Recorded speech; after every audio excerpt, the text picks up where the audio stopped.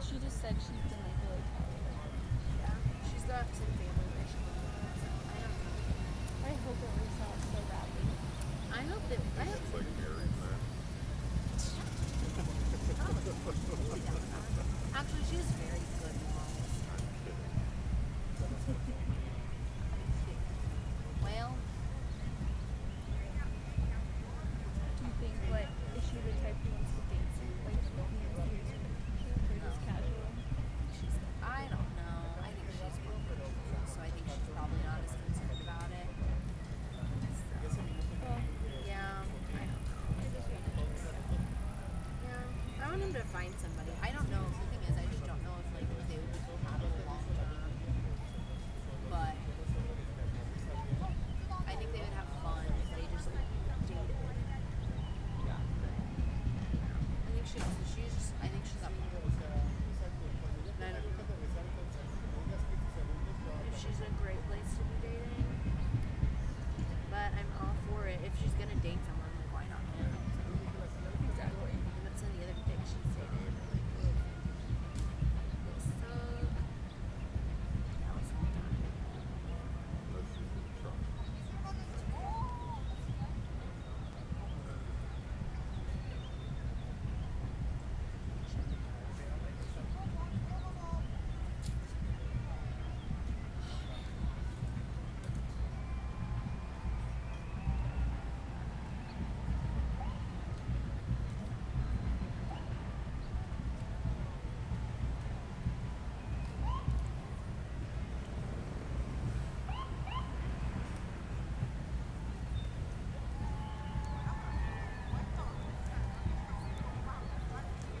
I would absolutely love that. The thing is, I did in 2015. Sammy, I'm sorry that I'm swearing in front of your perfect ears. It's okay. I came down here in 2015 and absolutely monsoon. I was like, I quit. That'd be After awful. that, it was horrible. It ruined my. I told you it ruined my Birkenstocks. I was pissed, and I was like, I never need to do this again.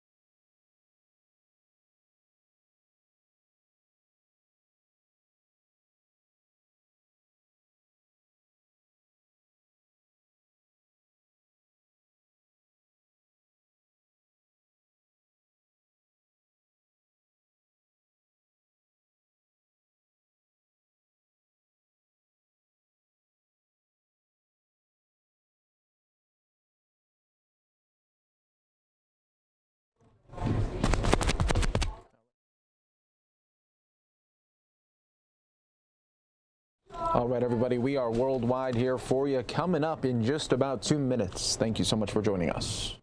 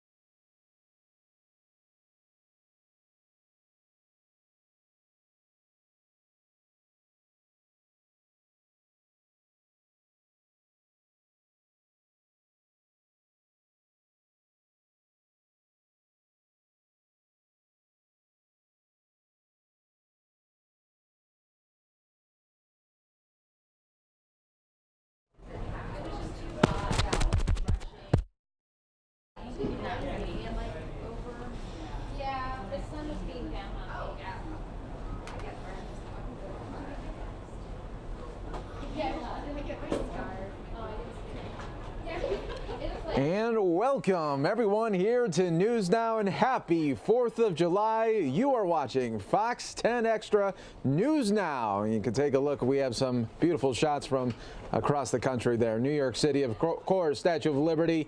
We got the Capitol because we have a big event later today coming from D.C. as President Trump will be hosting a big 4th of July celebration. We'll have it for you always on fox10phoenix.com later today. But you got to love a site like that, Ryan, right? You do, Mike. And, you know, we sometimes joke about all the vacation time that members of Congress do take. True. Yes. You know, so here's 4th of July. Most of it, well, we're working on 4th of July. Most people get the one day, and they get, I don't know, like 10 days.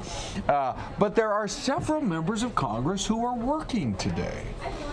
And those are the ones who are running for president. There you go. And they're showing up at parades, and they are definitely shaking hands, kissing babies, taking selfies. That's the new thing.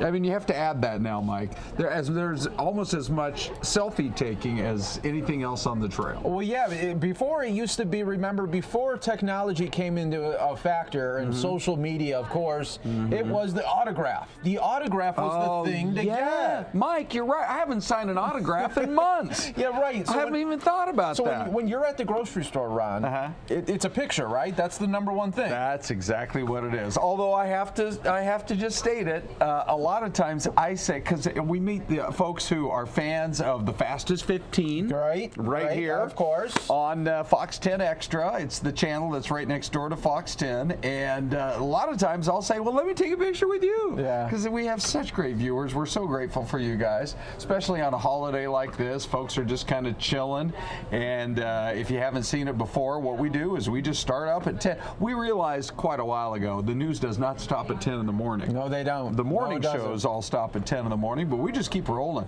And it's actually amazing when you think about these next 2 hours when we're live. I mean, it completely, it's not like we've got this set in stone rundown and that's what we're going to do. It just depends on which live pictures pop up next and which live pictures have been rolling over the last couple of hours. And wait till you see some of the good stuff Mike got for you guys today out there with some of the leading contenders for president. Yeah, including Joe Biden, who is trying to get back on track there in Iowa, spending some time there in Independence, Iowa, because, you know, it's the 4th of July. Perfect, gotta go there. Yes, you do. But he was talking to the media today. It would make sense that a town like Independence would have a great 4th of July event and parade and all that kind. As we've talked about, Mike's a Chicago guy. I grew up in the state of Washington, and there is a little town outside of my hometown of Wenatchee, Washington, and it's called George. Oh, George, look at that. George, perfect, comma, Washington. Now that is so I perfect. just thought that was brilliant. Yeah. That somebody picked a little town. It's basically a big old truck stop and a few homes, but George Washington. Now, back in the early days, Mike, we used to celebrate George Washington's birthday, and then we used to also celebrate both in the month of February Abraham Lincoln's birthday. Now that all got rolled into President's Day, so pick your favorite president. Yeah, right. But it was a big thing back in those days that people, they wanted to get like the postmark of from the George Washington post office on George Washington's birthday. So Independence, Iowa, today's your day.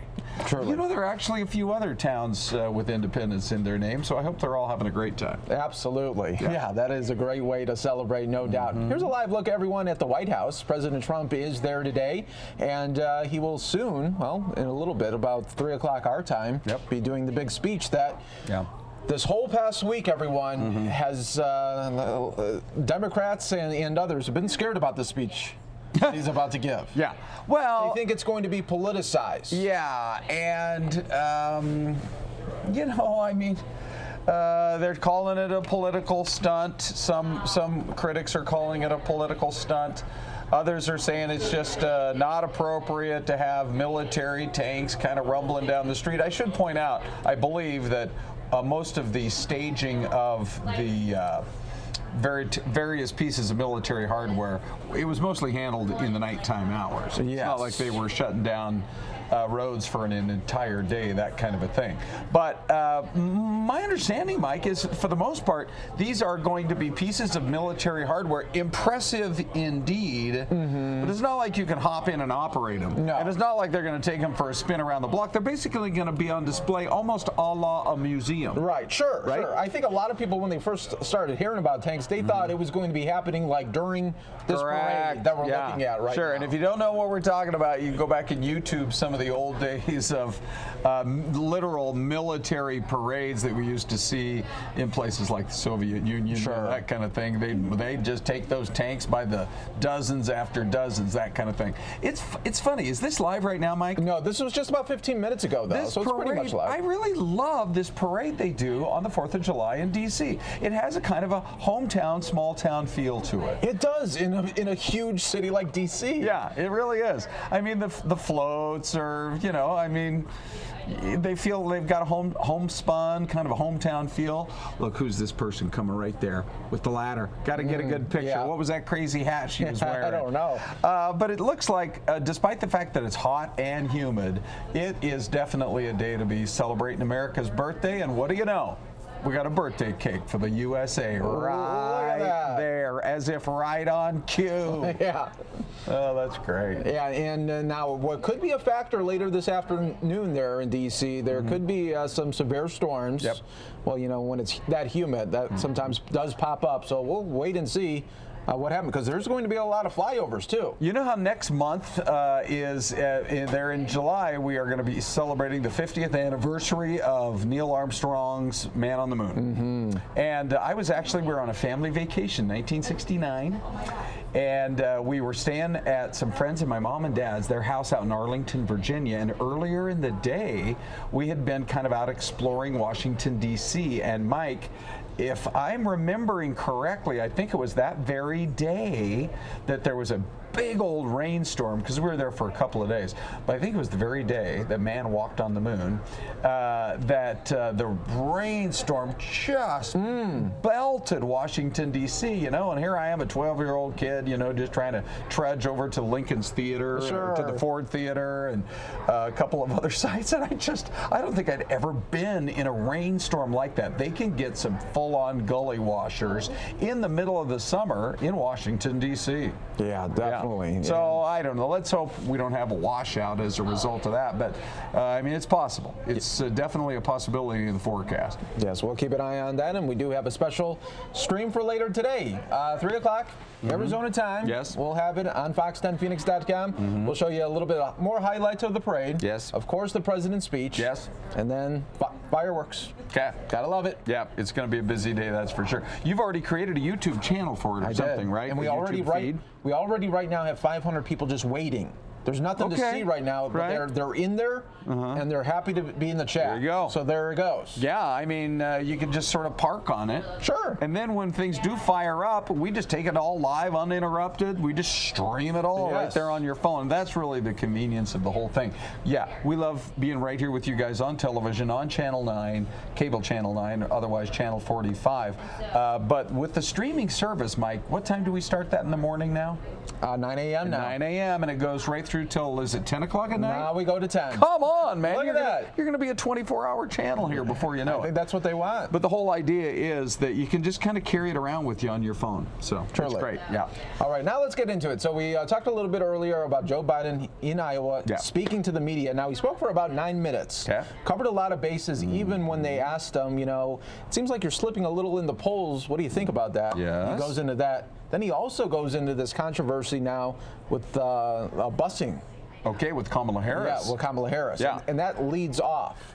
Okay, so just very interesting. We'll see how long this is the big issue between the two of them out there on the campaign trail. And you know, it's interesting because for a guy who's been in politics as long as he has, it doesn't. He takes the approach. You're about to see it, where he just kind of takes the approach that, look. He certainly doesn't seem like it's bugging him too much. No, that his it numbers doesn't. are dropping. I'm sure you know he'd like to have his numbers be sky high, but he's been down this road so many times before. It's very interesting because he says, "Look, you know, here's where the controversy is. Let's make it less about me, less about her, and here's what we've got to fix as a country." Right. So it's really interesting. Yeah, it is. So we're going to show this out. And the great thing here about News Now, we don't show a soundbite. We'll show you the whole 9 minutes, just like if you were in that media scrum. Yeah, that's exactly right. There it is. We'll show it to you. This is from Iowa just moments ago. Kamala Harris's campaign on the issue of busing. What have you thought about her explanation about her current positions on busing? I haven't seen her explanation. Well, she said that busing should be considered as part of a toolbox that school districts could consider when it comes to the issue of segregation. She's absolutely right. And do you think that there is like any difference between what she was saying to you in the debate last week versus today? Look, she's a good person. She is smart as can be, and she feels strongly. It came out of nowhere. It didn't seem to be something at all consistent with anything I had been accused of before. But I think the end of the day is, and I'd like to get, we talk about the future. I mean, busing is something that 99% of the American people don't even know what we're talking about here. But I've always supported voluntary busing, which she was part of. As a matter of fact, when we were president and vice president, we provided money for voluntary busing. Secondly, I do support these kids are going to get hurt. Hi, buddy. How are you? Be careful. I'm sorry. They're dropping this. This didn't help very much. I apologize. Anyway, look, we're going to move beyond. The question is, what are we going to do in neighborhoods that, in fact, you have substandard schools? What are we going to do for all those kids who have enormous potential but are left behind because no one recognizes it? And that's why what I proposed is, I'm not going to go into it. I'll bore you all with this now, but the fact is that's why we should triple funding for Title I schools in distress. So from $15 to $45 billion a year, we should get more people engaged in a way that teachers get more help. We should be preschool from 3, 4, and 5 years old. We should be able to provide for, 65 out of 100 jobs right now require something beyond a high school degree. That's what we should be talking about and debating about. That and healthcare and a whole range of other things. Vice President, you've made a distinction in the past between de jure segregation and de facto segregation. Yes. What's your position on it today, especially when the line between the two is blurred? You have some jurisdictions seceding from school districts for the purpose of avoiding busing. Well, first of all, I think what we should do is we should be making sure school districts lying on essentially gerrymandering. We should be in a situation where we're making sure that everybody is able to go to a school that has real quality. And what we tend to do is there's overwhelming reason why in my community there was overwhelming opposition among even the African American community to what was going on. And so look, folks, let's move on and talk about what do we do now. we have such incredible possibilities. Our kids have such enormous potential, and we're wasting it. We're wasting it. And here's the thing I absolutely reject.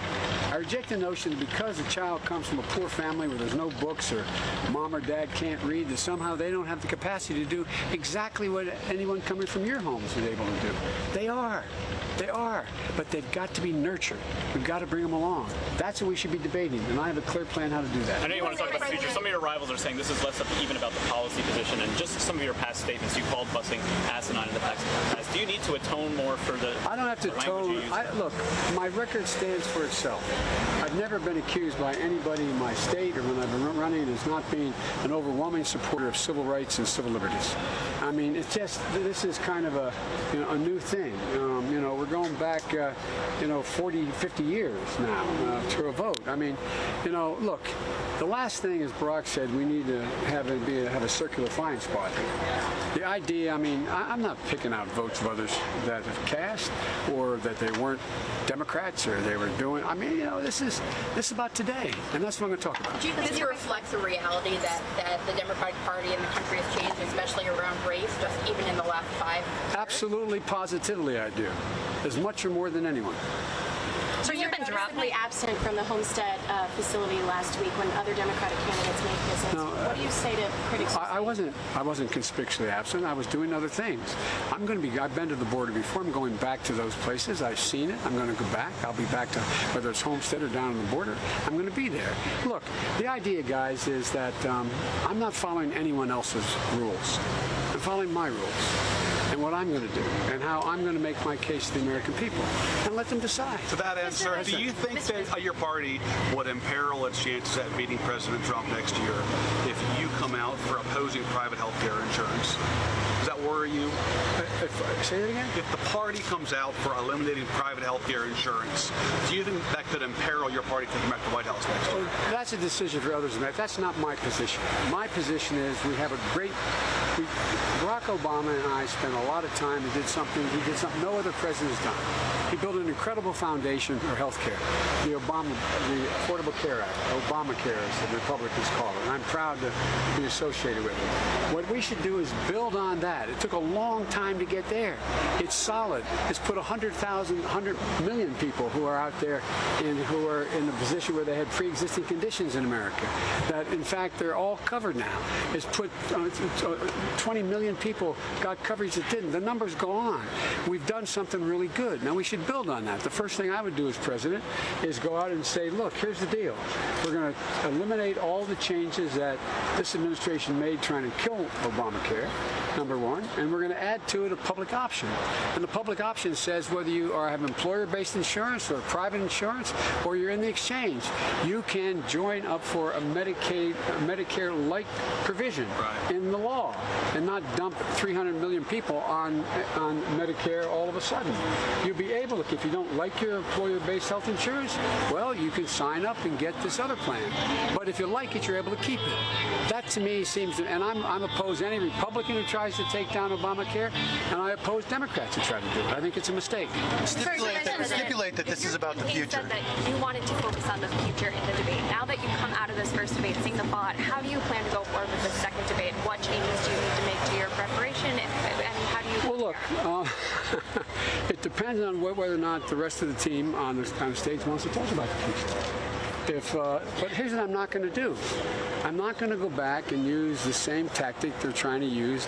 If you notice, I'm the guy everybody's talking about. Anyway. But I'm not going to go back and talk about the record of anyone from 10, 20, 30 years ago. There's a lot out there that a lot of people would like to do differently than they did. But everything is lost in context as well. The context of the time is something that the vast majority of people don't know from 25 or 30 years ago.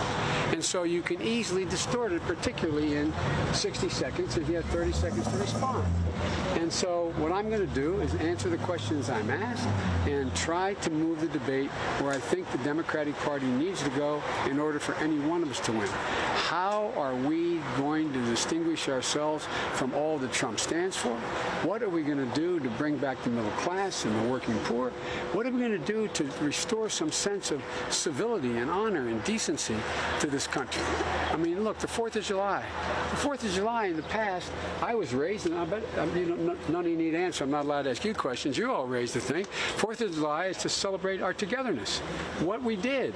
What they did on Philadelphia was they said, we're bringing disparate groups of people together. Colonies that didn't like one another very much. They brought them together. It says, we the people. We the people. And it talks about honor and dignity, and it's missing now, and it's hurting us terribly, terribly around the country. I'm going to be speaking about this a little bit later at Marshalltown after the anyway. So anyway. Sir, last question. Are you happy with your debate performance? Yes. What do you have to say to those who might? Justin Amash leaving the Republican Party. Pardon me? Justin Amash announced he was leaving the Republican Party today and is going to become an independent. Do you have any reaction to that? Do you think he should caucus with the Democrats? Well, you know, where there's faith, there's hope. Sir, you've been dropping in the polls. What do you make of the polls where you've been dropping since that debate performance? And what do you say to those people? I'm still way ahead. But what do you say to those people who think There you go. You hear Joe Biden saying that he's still way ahead when asked if he was worried about his poll numbers slipping there. We'll be back. More news now on this July 4th.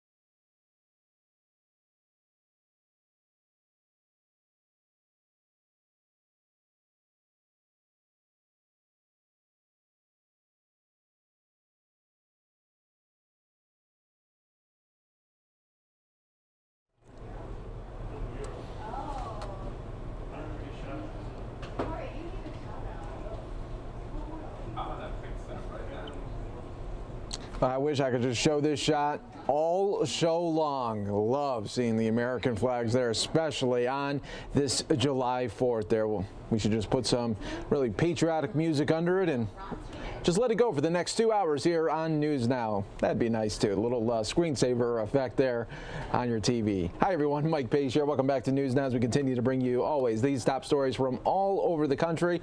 Obviously, it's very patriotic themed today, as there are a lot of events that happened over really around the country, from parades to different events. Let's go now to D.C. though, where at the National Archives they had a big celebration, even doing some of a throwback from 1776. Take a look.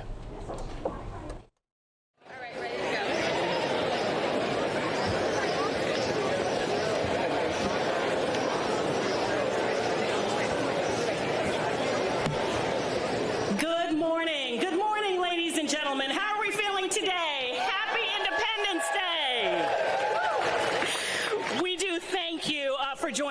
good day to joining us at the National Archives. My name is Allison Seymour, and I'm so happy to be with you again this year. And again, thank you for joining us for a very special 4th of July.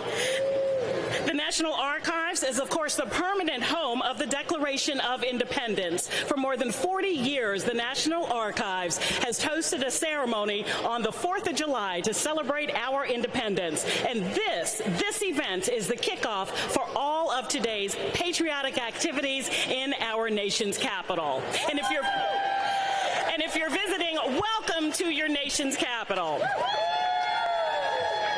After our ceremony, we urge you please stay right here and enjoy more live music, followed by the National Independence Day Parade right here on Archives July 4.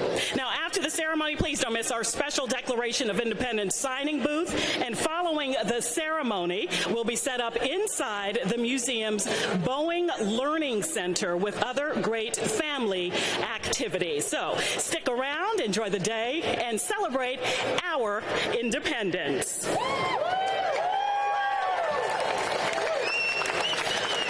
Most of you are already standing, but if you're not, please rise for the presentation of the colors by the United States Army Continental Color Guard, followed by Ms. Crystal Moser singing the national anthem.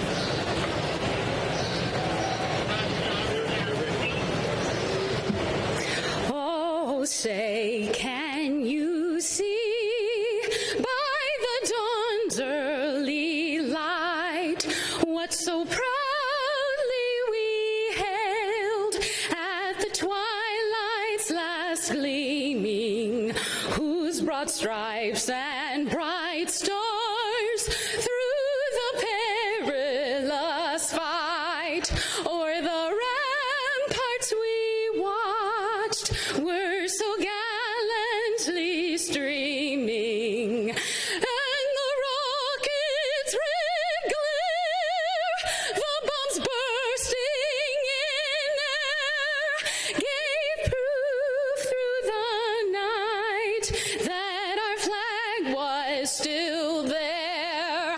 Oh, say does that star-spangled banner yet wave o'er the land of the free and the home of the brave?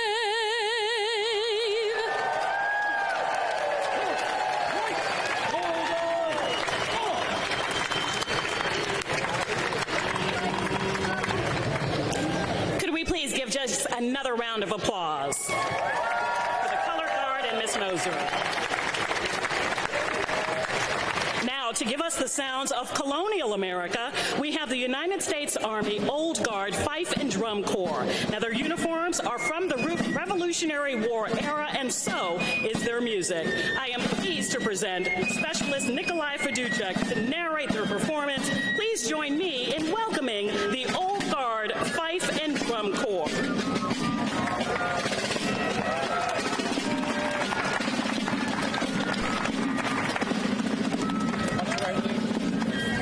Good morning, ladies and gentlemen.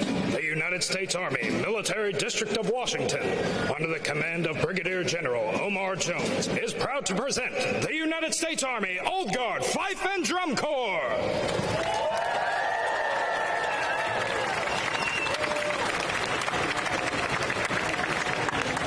The 3rd United States Infantry Regiment, the Old Guard, traces its lineage back to George Washington's original Continental Army, and today serves as the Army's official escort to the President of the United States. In 1960, the Fife and Drum Corps was organized to participate in official ceremonies and to revive our country's musical heritage.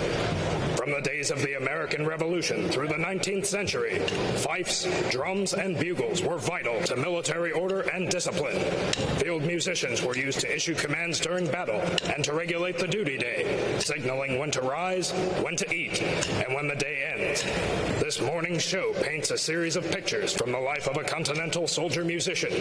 We open at the beginning of the duty day with a training scene. In the 18th century, signals like attention and breakfast call would have sent the soldiers into action. Here we begin with those signals and accompany their daily training with marching tunes including Drums and Guns and Simple Joshua. Out.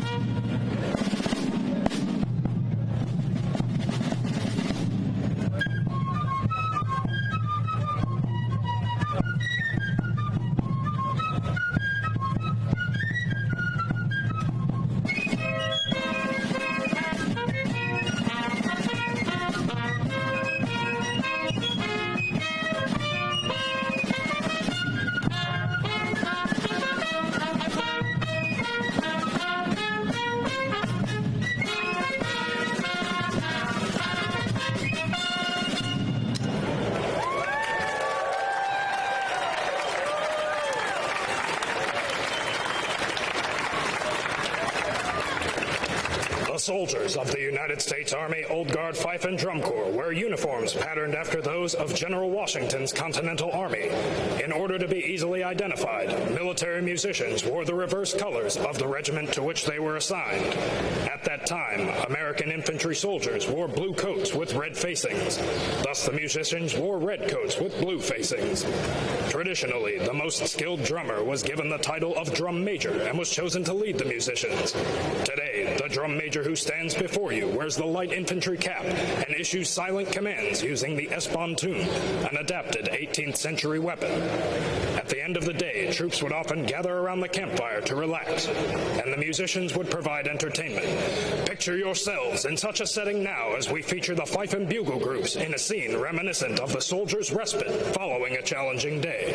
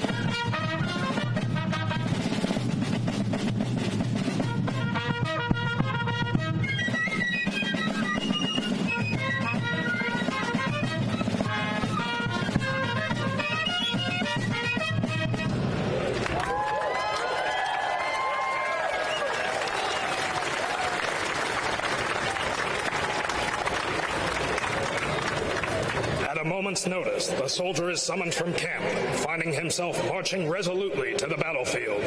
As tensions mount, the musicians relay the commander's orders to the troops. Firing commences, and the chaos builds to a fierce, percussive climax. We will now feature the United States Army Old Guard Fife and Drum Corps drumline in a battle feature.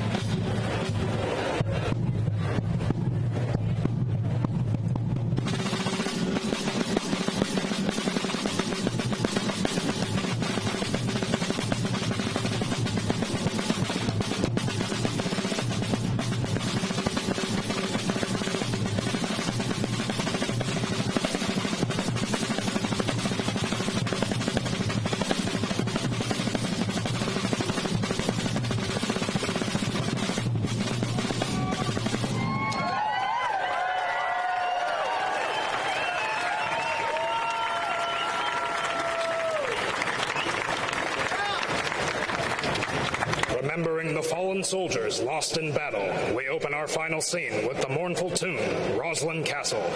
The lament is brief, though, as we transition to a celebration of life and close our show with a triumphal Soldier's Return, during which the Corps will honor you with the stately and traditional troop step.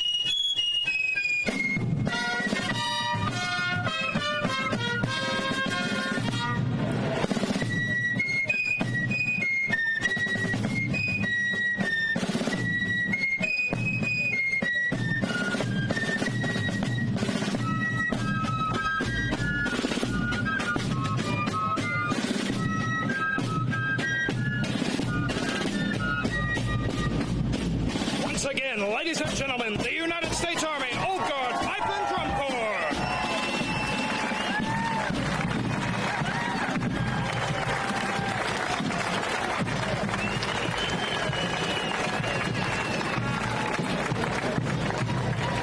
On behalf of the Old Guard Commander, Colonel James J. Tewitt, and the Fife and Drum Corps Commander, Chief Warrant Officer 5, Aaron Graff, it has been our pleasure performing for you today, and we wish you all a happy Independence Day.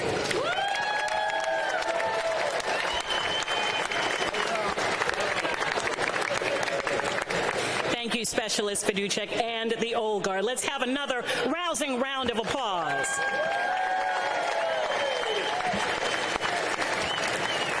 Even though this is the permanent home of the Declaration of Independence, that extraordinary piece of parchment is just one of billions of documents held in trust by the National Archives. The piece of paper, photographs, films in the holdings of the National Archives tell the story of democracy in these United States, and the mission of the National Archives is to make these documents available to you, the American people. Now I'd like to introduce a very important person to whom our nation has entrusted the care of the Declaration of Independence.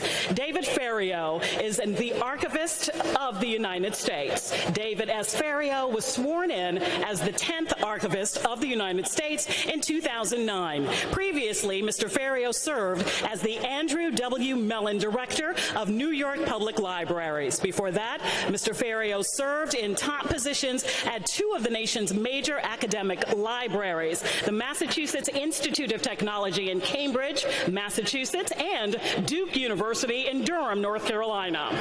Mr. Ferriero holds degrees from Northeastern University in Boston and the Simmons College of Library and Information Science, also in Boston. He also served in the Navy as a hospital corpsman during the Vietnam War. Ladies and gentlemen, Mr. David Ferriero, Archivist of the United States.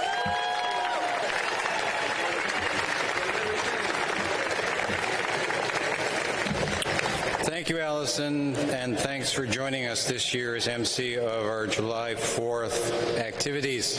Good morning. It's great to see you here to help us celebrate the 243rd anniversary of the Declaration of Independence. And special greetings to those of you in our presidential libraries around the country who are watching this via live stream. The 4th of July starts here at the National Archives. Through that door behind us is the original Declaration of Independence, that seminal document signed by our founding fathers, enshrined in the rotunda of this building.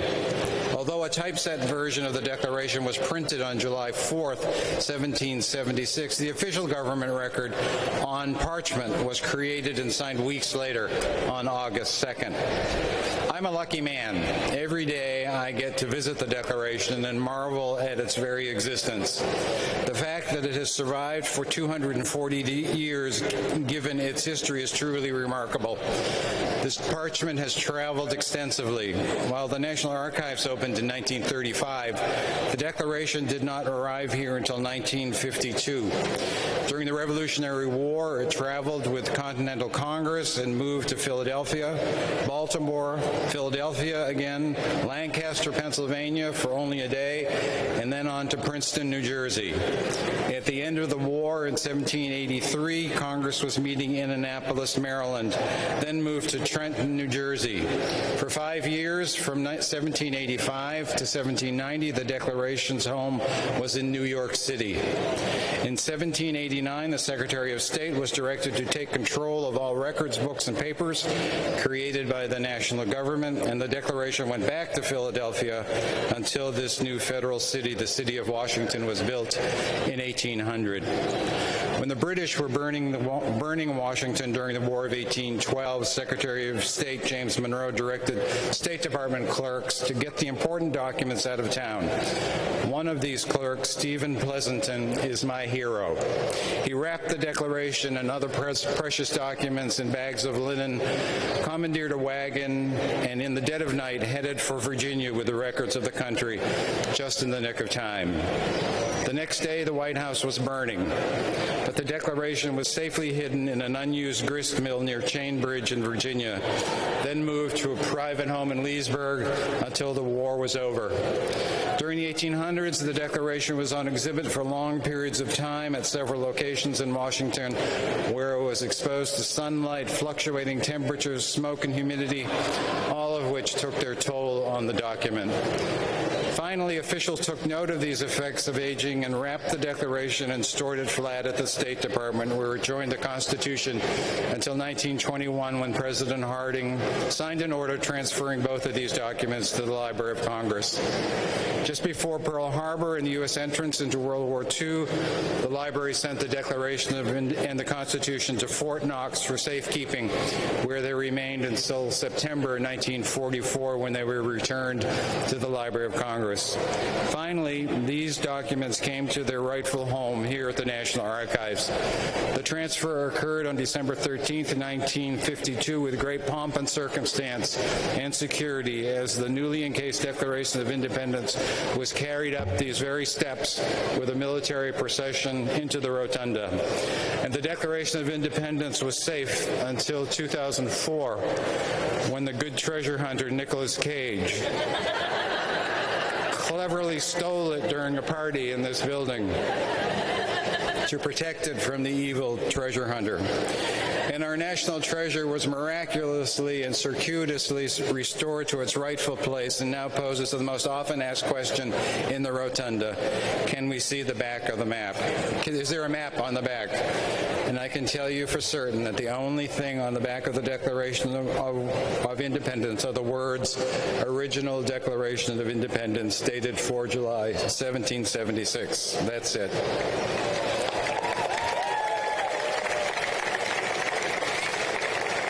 After the ceremony, I invite you to come inside our cool, air-conditioned building and see the Declarations of Independence, the Constitution, and the Bill of Rights. You can participate in family activities and check out our new exhibit, Rightfully Hers, which commemorates the centennial of the 19th Amendment and tells the story of women's struggles for voting rights as a critical step toward equal citizenship. The exhibit explores how American women across the spectrum of race, ethnicity, and class advanced the cause of suffrage and follows the struggle for voting rights beyond 1920. Come inside and learn more. And a few reminders: you can share your pictures and stories from your 4th of July experience at the National Archives at U.S. National Archives on Twitter and Instagram. Use the hashtag ArchivesJuly4. You can also add your own John Hancock to the Declaration of Independence at our special signing booth inside the Boeing Learning Center here inside. And although we don't allow photography in the museum, we've made a special exception for our selfie station, where you can snap a selfie in front of a special backdrop featuring our founding documents. So thanks for coming out today. The National Archives is the home of the official Declaration of Independence, so really July 4th starts here.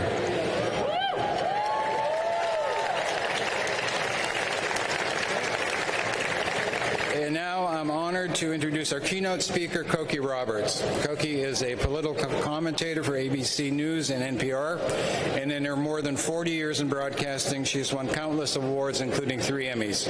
She's been inducted into the Broadcasting and Cable Hall of Fame and was cited by the American Women in Radio and Television as one of the 50 greatest women in the history of broadcasting. In addition to her reporting, Roberts has written 6 New York Times bestsellers, most dealing with the roles of women in U.S. history. Cokie holds more than 25 honorary degrees and serves on the boards of several nonprofit institutions. In 2008, the Library of Congress named her a living legend, one of the very few Americans to have attained that honor. Cokie is also vice president of the National Archives Foundation Board, and we are pleased she could join us today for our 4th of July celebration. Please welcome Cokie Roberts.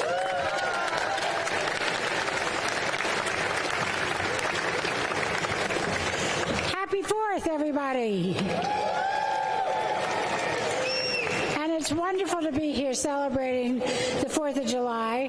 Of course, it was that glorious day in 1776 when the 13 colonies declared their independence. As grand as it was, it came a little late for one patriot.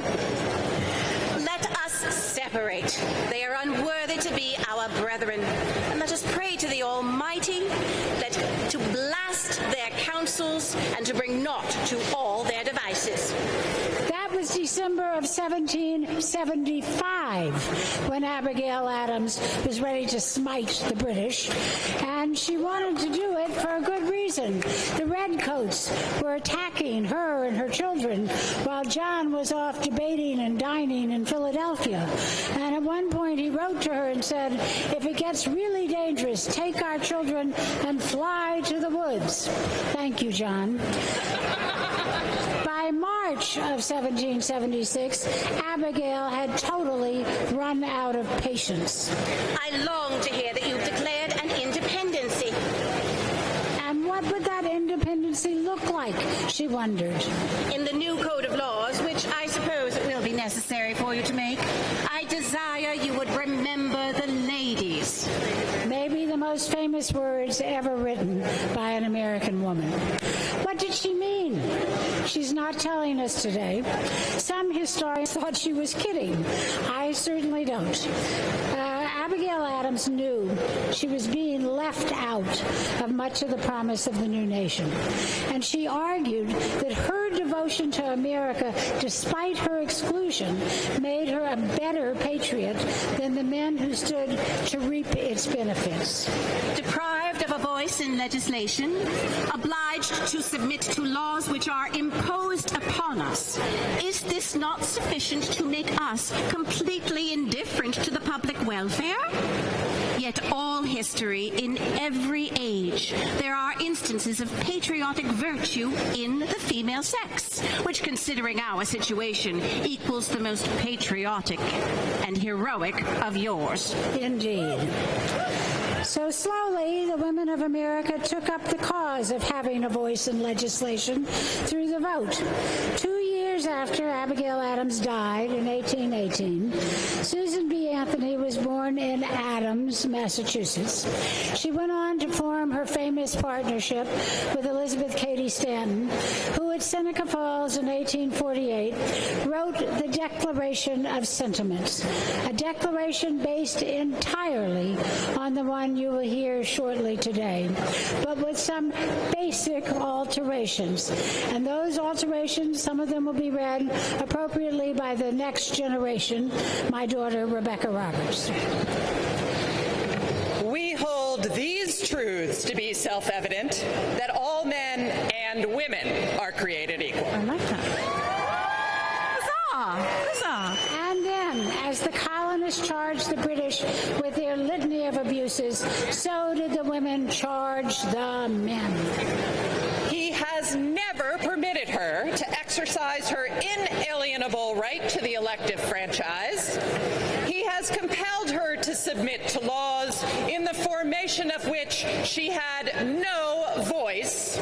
He has withheld from her rights which are given to the most ignorant and degraded men, both natives and foreigners, having deprived her of this first right of a citizen, the elective franchise, thereby leaving her without representation in the halls of legislation. He has oppressed her on all sides. He has made her, if married, in the eyes of the law, civilly dead. He has taken from her all right in property, even to the wages she earns. And on and on and on, finally concluding. And now, in view of this entire disenfranchisement of one half of the people of this country, their social and religious degradation, in view of the unjust laws above mentioned, and because women do feel themselves aggrieved, oppressed, and fraudulently deprived of their most sacred rights, we insist that they have immediate admission to all the rights and privileges which belong to them as citizens of the United States. Huzzah! Huzzah!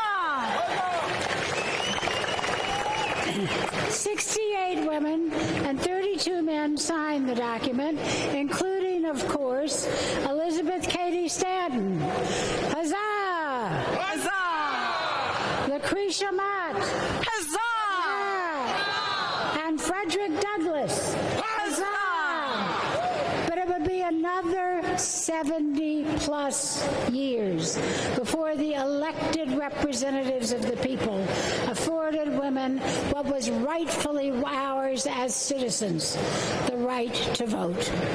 The story of that decades-long struggle of women marching bravely in their white, purple, and gold, that story is ably and amusingly told inside these halls in the Rightfully Hers exhibition in the Lawrence O'Brien Gallery. So, please, come in and see it as you enjoy this Independence Day in the knowledge that our union, while still not perfect, continues to strive toward that end. And Abigail Adams, Yes, Mrs. Roberts. Well, I am rightfully honoured. Thank you very much.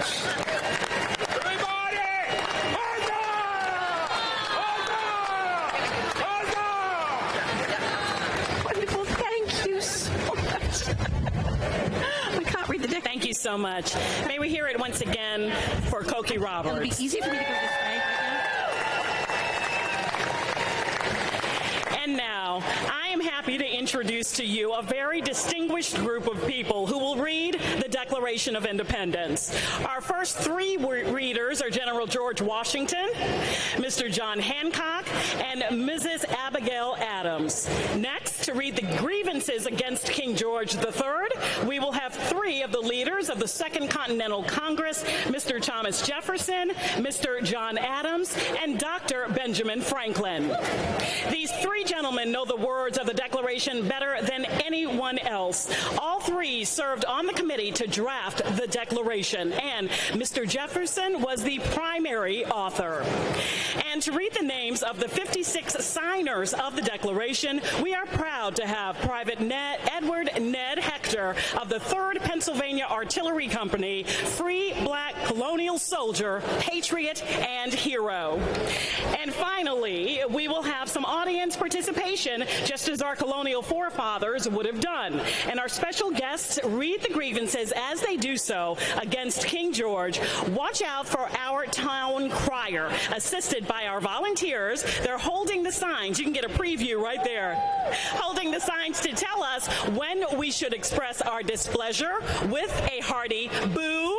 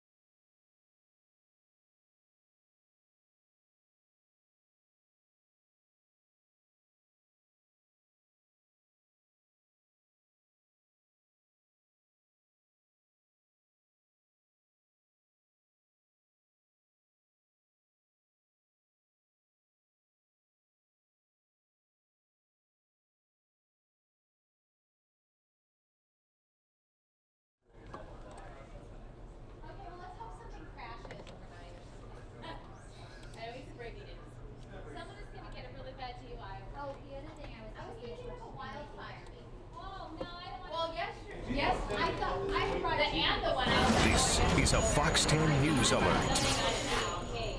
And welcome everyone here to News Now. Live breaking news of a earthquake hitting Southern California. This is the very latest that we know. This is just a tweet that was put out by the LA Fire Department. They're saying we are aware of the significant earthquake that just occurred in Southern California. Please do not call 911 unless there are injuries or other dangerous questions.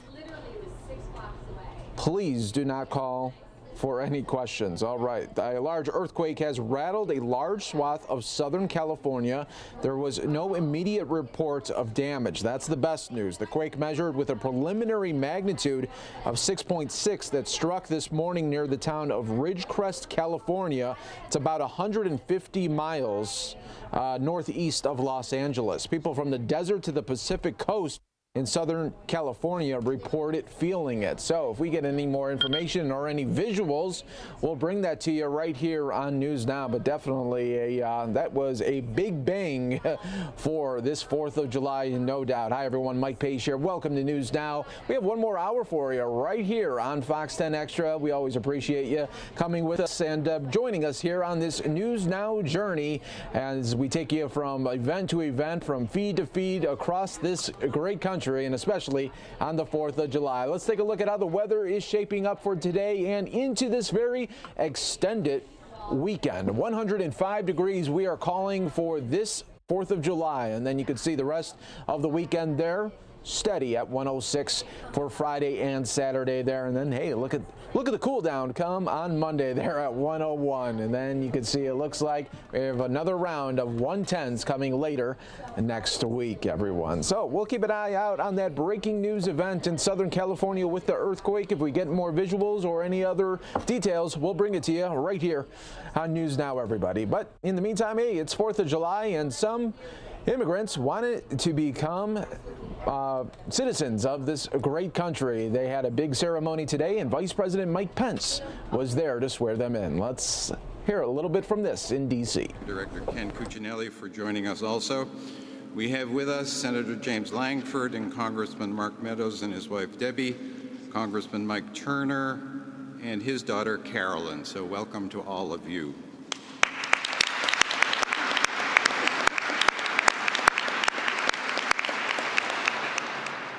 The National Archives is proud to host this naturalization ceremony with the Vice President, the Office of the Vice President, and the United States Citizenship and Immigration Services. There's no better place to become an American citizen than here in this room. Behind me, the Constitution, which remains the basis on which our federal government is structured. The preamble contains 3 important words: we the people. That brief phrase is the essence of our democracy. The Constitution gives the power to the people. To my left is the Bill of Rights, the first 10 amendments to the Constitution. These amendments are the basic personal rights and freedoms guaranteed to you and every American citizen. This is a Fox 10 News Alert. Where the overpass had collapsed. All right, folks, we are now going to go back to more coverage here of the earthquake. We are getting some more information from our sister station, Fox 11 in Los Angeles. Let's listen to this breaking news event of a significant earthquake in Southern California on this 4th of July. Control back is to be prepared.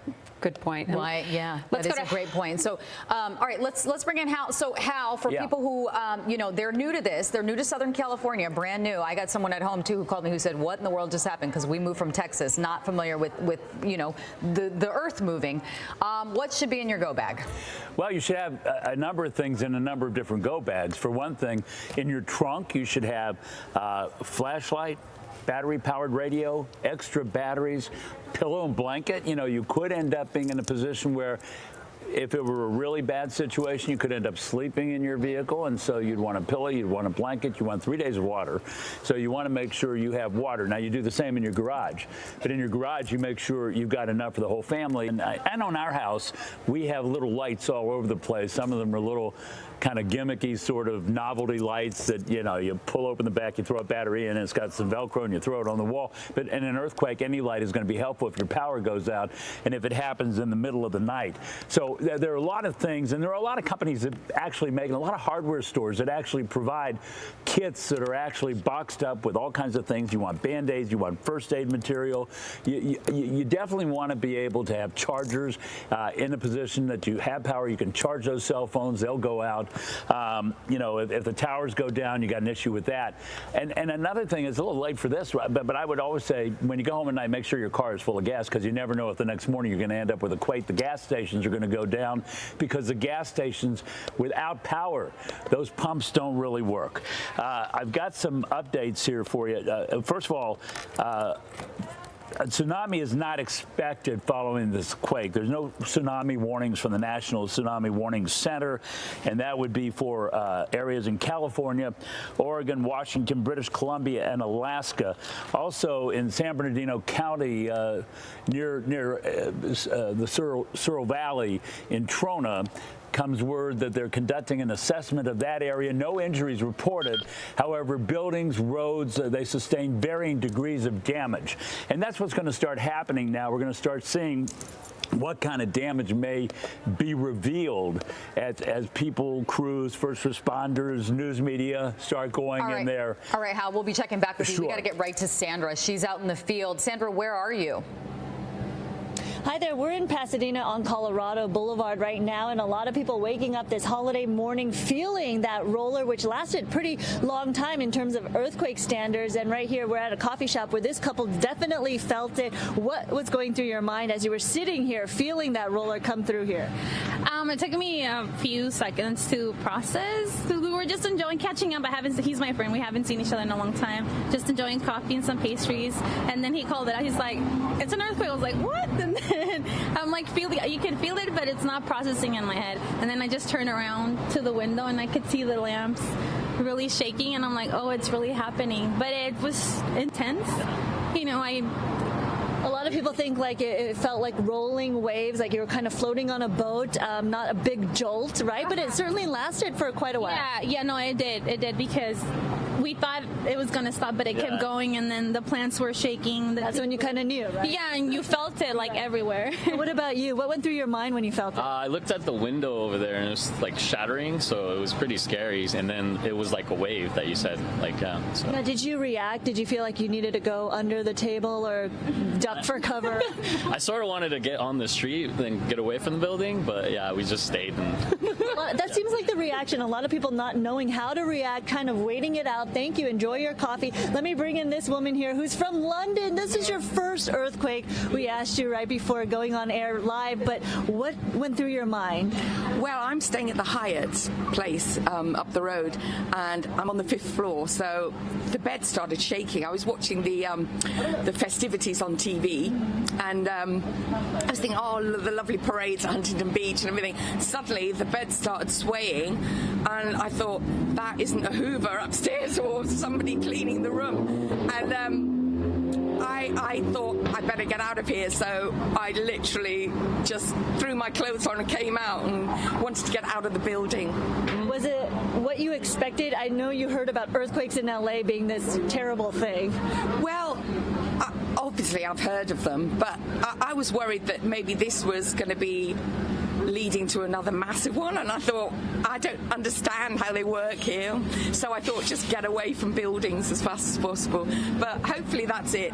Otherwise I won't sleep tonight. Hang tight, you're okay. Thank you for sharing your story. The first thing she asked me was, are there going to be more, and are there going to be any bigger ones? That's always the big question here in LA. When will the big one hit, right? But certainly a big one this morning here in Pasadena. A lot of people, a lot of businesses feeling it as they're setting up this morning for the holiday weekend. Again, a lot of places opening later, and these people here, these workers and the owner, they're inside now, but they said they definitely felt it as well, and we will get more reaction here throughout the day. Let's send it back to you guys. All right, thanks, Sandra. Let's start up really quickly. early this morning at 10:02. We had a 4.2 quake, and then followed by a 6.4, between 6.4 and 6.6 earthquake out in the Mojave Desert, which is about 121 miles north of here, which was felt all the way from Phoenix to Los Angeles.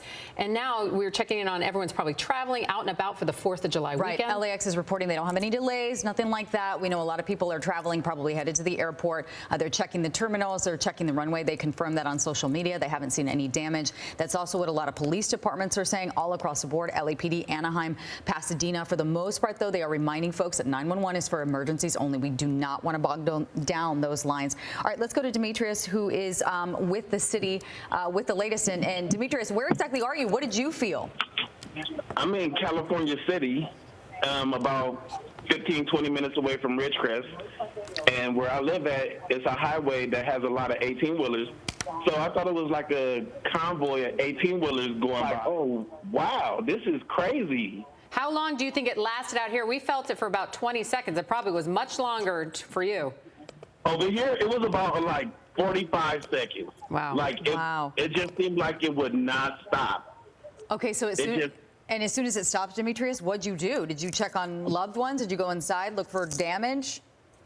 I'm assessing the damage now. So far, I can't see anything but the picture that fell off. And everybody is off right now. The kids are gone. The wife is gone. She's at work. And I'm just kind of here just trying to check the house and make sure everything is okay but the picture. And so let's just bring everyone up to speed where you are. You're in California City, which is about how many miles from Ridgecrest? It's about 15, 20 miles from Ridgecrest. You're very close. We're going to show some video right now. Let's see what we've got here of a chandelier shaking. Of course, we're seeing a lot of reports like this. Demetrius, and just for our viewers who may have missed it, what exactly did you see other than the shaking? I mean, what was some of the property? You said a picture frame fell? Yeah, the picture frame fell, and the bottles of wine were shaking back and forth. And I went to the garage. A couple of boxes fell, which was nothing in there. Some of the things out the pantry fell, but other than that, everything else is pretty good so far that I can see. I don't see no cracks or nothing inside the house. Well, we're just right. Everybody is pretty shaken, of course, and it sounds like you're by yourself since you said the wife was at work. All right, Demetrius, we are just so glad you're safe. Thank you so much for calling in and checking in.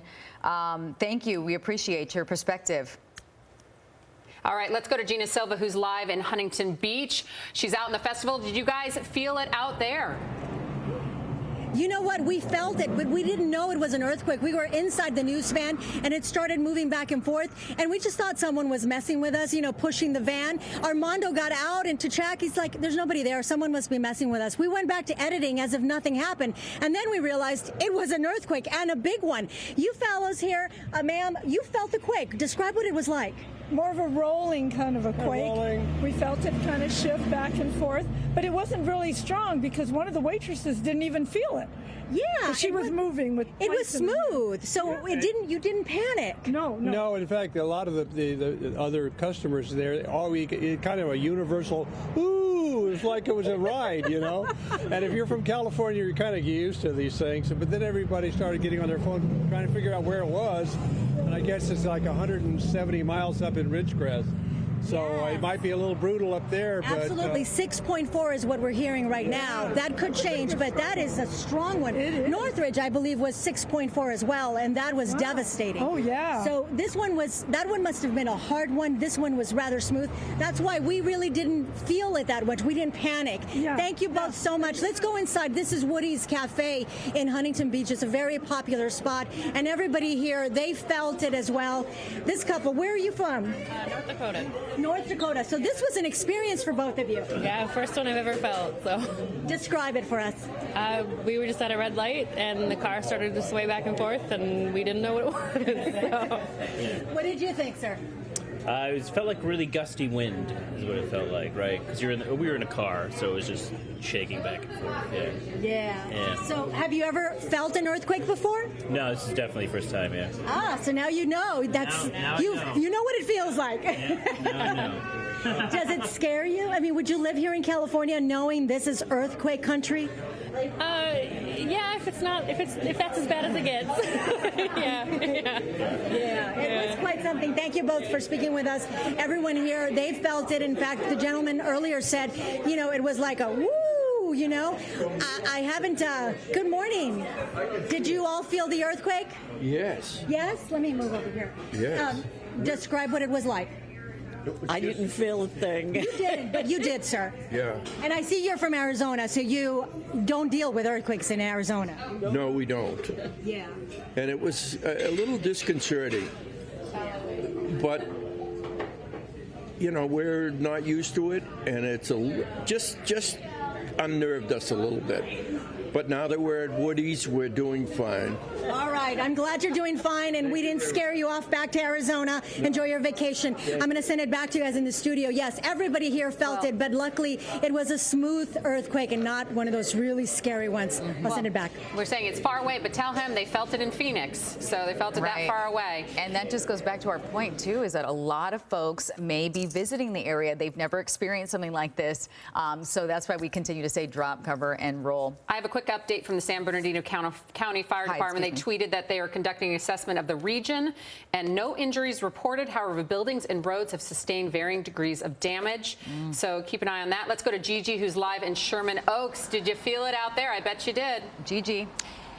Everyone seems to have felt this earthquake out here. And something interesting to note is that the 6.6 or 6.5 was preceded by some smaller earthquakes. And people here in California, well, we tend to laugh off the smaller earthquakes, but they are often foreshocks. And of course, that will be confirmed later by Caltech. But joining me now live are Clinton and Clifton Biddle. They're visiting, and they happen to be friends of mine. They're visiting from Littlestown, Pennsylvania, and this is their very first earthquake. Welcome to California, gentlemen. Thank you. What happened? What did you think it was? Did you know it was an earthquake? No. So basically we were sitting and eating breakfast and we were talking to our friend Becky and talking actually about earthquakes, which was really weird. And all of a sudden, just everything started moving.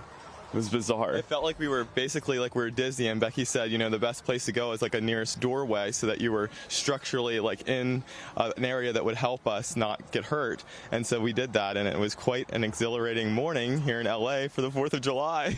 And I know you texted your mom back in Littlestown, Pennsylvania, first earthquake, and she's like, oh my God, are you okay? Right. Yeah, it was like, it's obviously very concerning, but thank God it was, just an aftershock and we were that far away from the earthquake. Can't imagine what it would have felt like being there in Bakersfield or near the actual site. Epicenter. Now, we're here in Sherman Oaks, and you said that the light fixtures were swaying and the pool water was just going back and forth. It was still moving for a while, like later, like minutes and minutes after it all happened. We were standing there in the doorway thinking that it was done, and it just kept, you could feel the house was still moving. The picture frames were moving back and forth, so definitely cool experience. We don't experience this in Littlestown very much, ever, at all. I said, welcome to California. This is your first earthquake, and you'll always remember your first time. Thank you, Gigi. Clinton and Clifton Biddle, have a good time and good stay. So as you said, it was, as you heard, it was felt strongly here in the San Fernando Valley, about 130 miles from the epicenter. And of course, we can only imagine what it would have felt like if we were closer to the episode. Definitely a very strong quake, and a reminder to all of us to be ready, because it's not a question of if, it's a question of when. Reporting live in Sherman Oaks, I'm Gigi Gracia. We'll send it back to you. So, Gigi, are your friends coming back to visit us anytime soon? Are you coming back? The anchor wants to know. Are you going to be coming back to LA again after this earthquake? Oh, absolutely. Definitely. That's no question. Absolutely. I wouldn't say scared. It was more just an idea of like curious and just, just an experience. Just another amusement park ride. Exactly. Forget it. We love adventures. Well, you know what, Gigi, have fun. Have fun. And now we have someone who knows all too well about earthquakes. Let's go to Dr. Lucy Jones. Lucy, Dr. Jones, tell us what we felt here. Oh, she's going live here. Sideways compared to the other one. It is a strike slip fault, which means that the ground motion was horizontal. But we can't confirm that until we actually get geologists on the ground to see what happened there. This is an isolated enough location that that's going to have greatly reduced the damage. At 6.4, this is the largest earthquake recorded in Southern California since 1999. Magnitude 7.1 hector mine earthquake happened 20 years ago. That's the basic things I can think of. What questions? It felt relatively long. Okay, yes.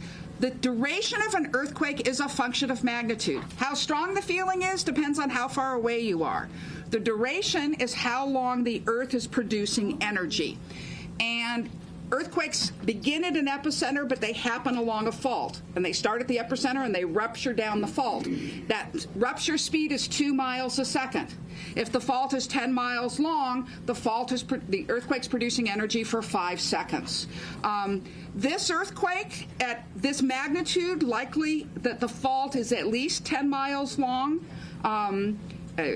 Probably right around 10 miles long, which would mean the Earth produces energy for 5 seconds, compared to the 4, that was the foreshock, would have been producing energy for 1/4 of a second. So what you perceive lasts longer than the Earth producing the energy itself because it bounces off of things and there's echoing.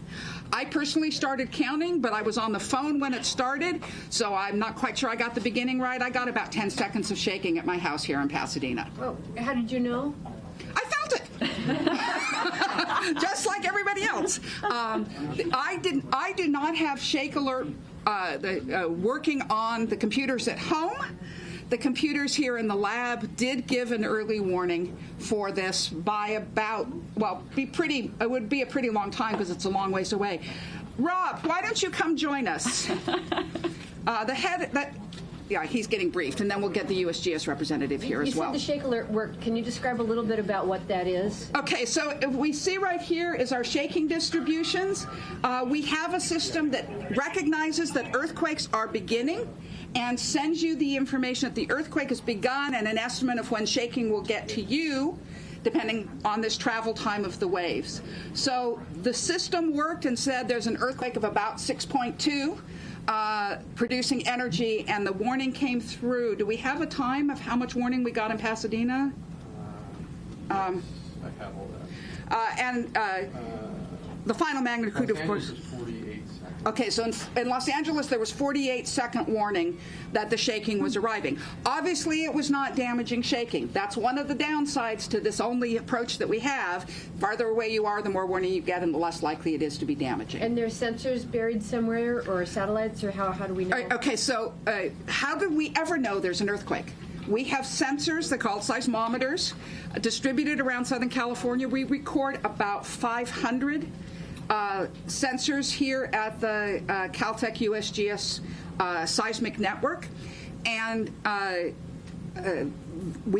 they are distributed widely so we can try and catch them. As soon as we get enough nearby, we can see that that an earthquake's underway, and we send that information out. And in fact, one of the exciting things, these biggest earthquakes, they aren't at a point. So when we're trying to predict where we'll be affected, we need to know which direction the fault's going. We have a prototype system, and that worked here too, so we got an estimate of the fault growing as it was happening. So it's the first time we've really ever had that work. Can we talk a little bit about the motion? Like, to me, it sort of felt like I was on a boat, and I felt a little nauseous. I've heard other people say the same. Okay, so an earthquake produces energy at many different wavelengths. There's high-frequency energy that jerks you around, and there's low-frequency energy that rolls. The high-frequency energy dies off with distance more quickly than the low-frequency energy. Think about a boombox. You hear the car going down the street. When it's a long ways away, all you hear is the drum beat. That's the low-frequency energy getting farther than the high-frequency energy. So if you feel it as a rolling motion, you know it's pretty far away. So when I felt the motion, it felt pretty rolling motion, and it lasted for 10 seconds. I could estimate that it had to be at least a magnitude 6, and it had to be pretty far away.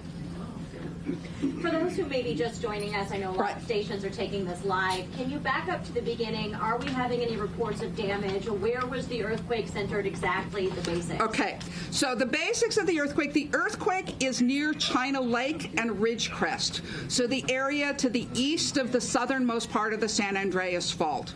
The nearest fault is the Little Lake Fault, and that it might be associated with it, but we don't know. We have to have a field geologist to tell us.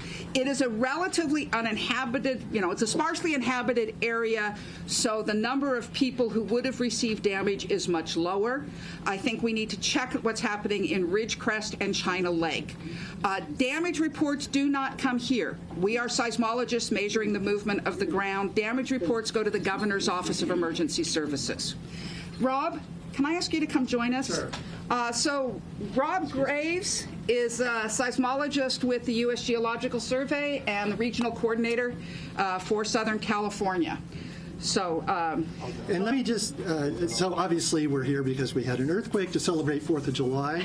We're going to have people out, our geologists are heading out into the field right now to see if they can document any fault displacement. Obviously, if any damage reports will come in. This earthquake was large enough where the shaking could have caused damage. One thing I would like to note is that here in the LA Basin area, because as Lucy was explaining, the waves, the low frequency waves tend to travel further than the high frequency, many people out in the LA Basin would have felt that rolling shaking, whereas up here in the mountains, people didn't feel it as strongly. So we're going to have, even in the LA area, we'll have disparity in terms of the reports of the shaking. I know it's still early, but any takeaways from this quake? Wrap it up for us now. I'll let Lucy do it. All right. There is a definition of the change in the news cycle. Usually at this point, you're still asking us what was the magnitude. And luckily now we can give an accurate magnitude very quickly. It is not yet an hour since the earthquake. One comment I would make, if you've noticed, we've had a lot of aftershocks. Now those in general are not being felt down here in the LA Basin. Up in the Owens Valley area, I am sure they are feeling lots of these aftershocks. I haven't had a chance to keep track, but we've had dozens, I think about 3 at this point. Yeah. We will continue to be having a lot of aftershocks. This area is also characteristically tends to have very robust sequences. The magnitude 5.1 happened very near this in 1982, and there were 6 or 8 magnitude 4s associated with that event, as well as dozens of magnitude 3s, and it went on for 6 months. So we should be expecting lots of aftershocks, and some of them will be bigger than the 3s that we've been having so far. I think the chance of having a magnitude 5, this is an off-the-top, not calculated thing, is probably greater than 50-50. Sometime this afternoon, we're going to be having a larger aftershock within this sequence. Question for you. If considering its location to the San Andreas Fault, is there any threat to the San Andreas because of this? No. No increase in risk.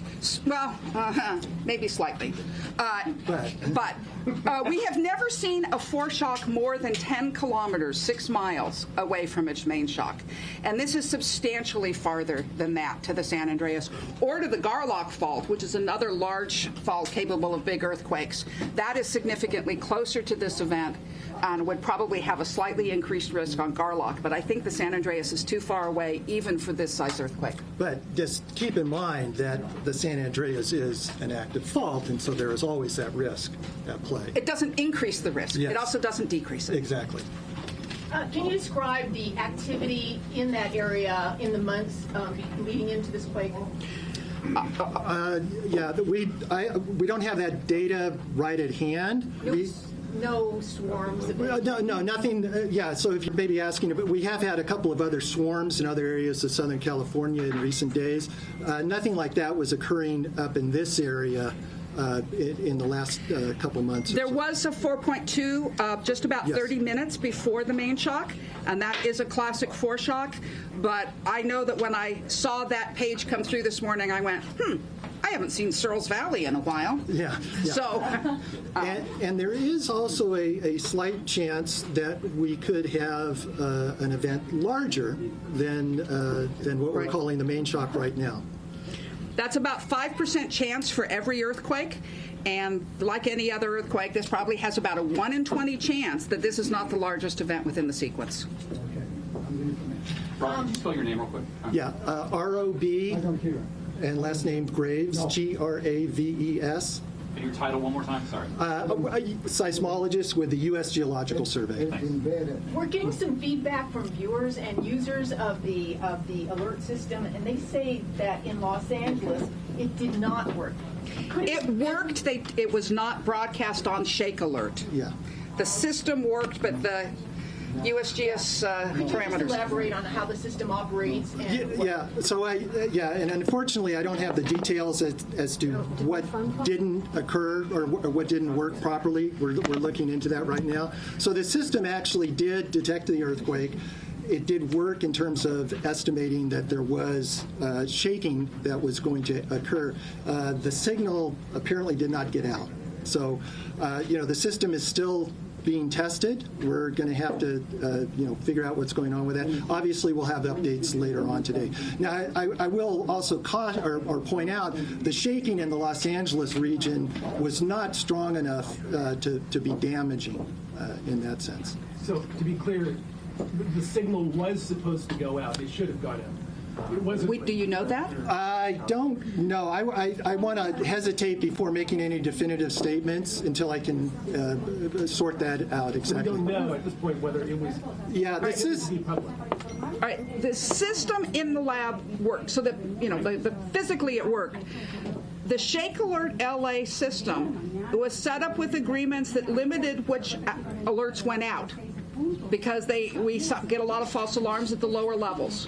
So whether or not the shaking reached the parameters that should have been alerted, we don't know. And we're trying to find out.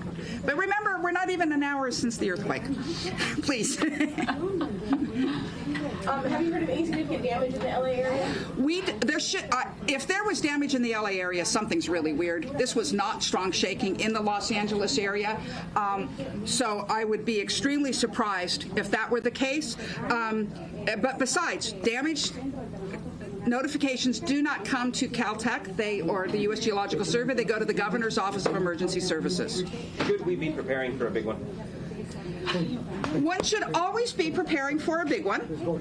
This does not make it less likely.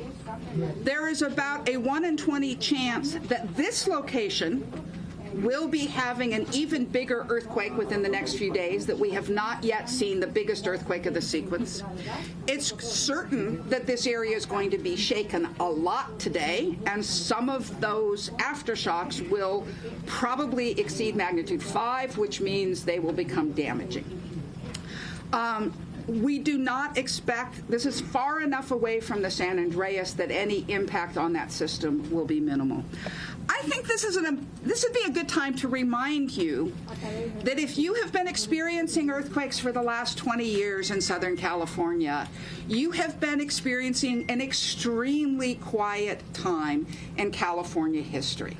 The last time we had an earthquake in Southern California above magnitude 6 was 1999. The previous decade had about 8 magnitude 6s. So this has been an extremely quiet, abnormal time. This type of earthquake is much more normal. On the long run, we expect earthquakes of this size. It's not even 6.5. The long-term average is probably once every 5 or 10 years somewhere in Southern California. So, remember, this is more what we should be thinking about. But does that mean there's now more tension underneath us? Yeah. Now, I tend to... Well, we argue. I would actually say it's about the same. As Lucy was explaining, this type of earthquake is more what we would expect. Obviously, any earthquake that occurs releases some of that tension, but there's a tremendous amount that's built up since the last major earthquake, which was in 1857 on the San Andreas. So these types of earthquakes are kind of on the fringes of many of the other more active faults. This type of activity is actually very typical. Lucy, you said we should be expecting lots of aftershocks. If you could just walk through what we should expect for the next few hours and how, will it taper off? How does that work?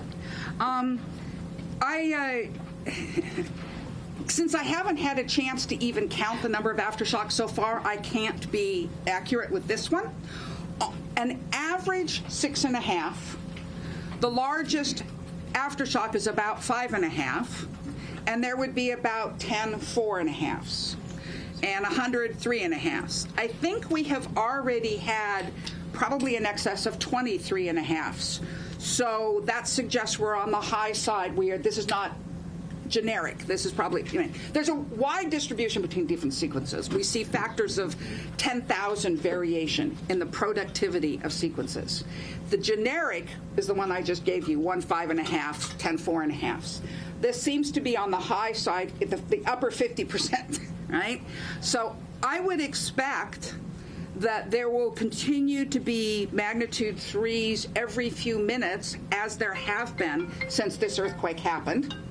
And that as those many 3s come through, we're going to have several 4s. In fact, there was a 4.1 that happened about, I don't know, something like a minute ago. And somewhere in here, I said, I think they're going to get up about 5. Okay. And for how long? You said to expect them for, like, we're talking about 3-hour period, 15-hour period? A few years? Okay. So, all right. Yeah, not at this rate. Okay. However, whatever number you have in the first day, on average, the second day has half that number. Okay. The third day has a third that number. So the 100th day has 1% that number, which is not very many compared to today, but is a lot more than your background rate. Now, day 110 has 0.95%, right? It's not very different. When you get out into that tail, there's a long tail where we continue to have earthquakes. The last earthquake close in size to this is really Northridge. That was a 6.7. The last magnitude 5 to the 1994 6.7 was in 1997. So for 3 years, we continued to have magnitude 5s to Northridge. And when was that one that you said 20 years ago? The biggest, in 1999, we had the Hector Mine earthquake. It was October 16th, about 2:37 in the morning. Who could forget? And it was way east of us. It was out in the 29 Palms Marine Corps Weapons Testing Center. Okay. So it was very isolated. The damage was limited because of it. It woke up people across Los Angeles. And I said 7.1. And that's the last time we've had an earthquake above 6 in Southern California itself. Easter Day 2010, there was a magnitude 7.2 in Baja California that was felt across much of the region, but it was actually located well south of the border. Can you just explain, I'm hearing from my friends in the Inland Empire, and they seem to have felt a lot more than we did here. Can you kind of compare how the shaking would have felt across our... I'm wondering if we can find... a shake map? Yeah, that's what I'm thinking. I can't even get this. Let's see. Okay, because if we could, here's did you feel it right here?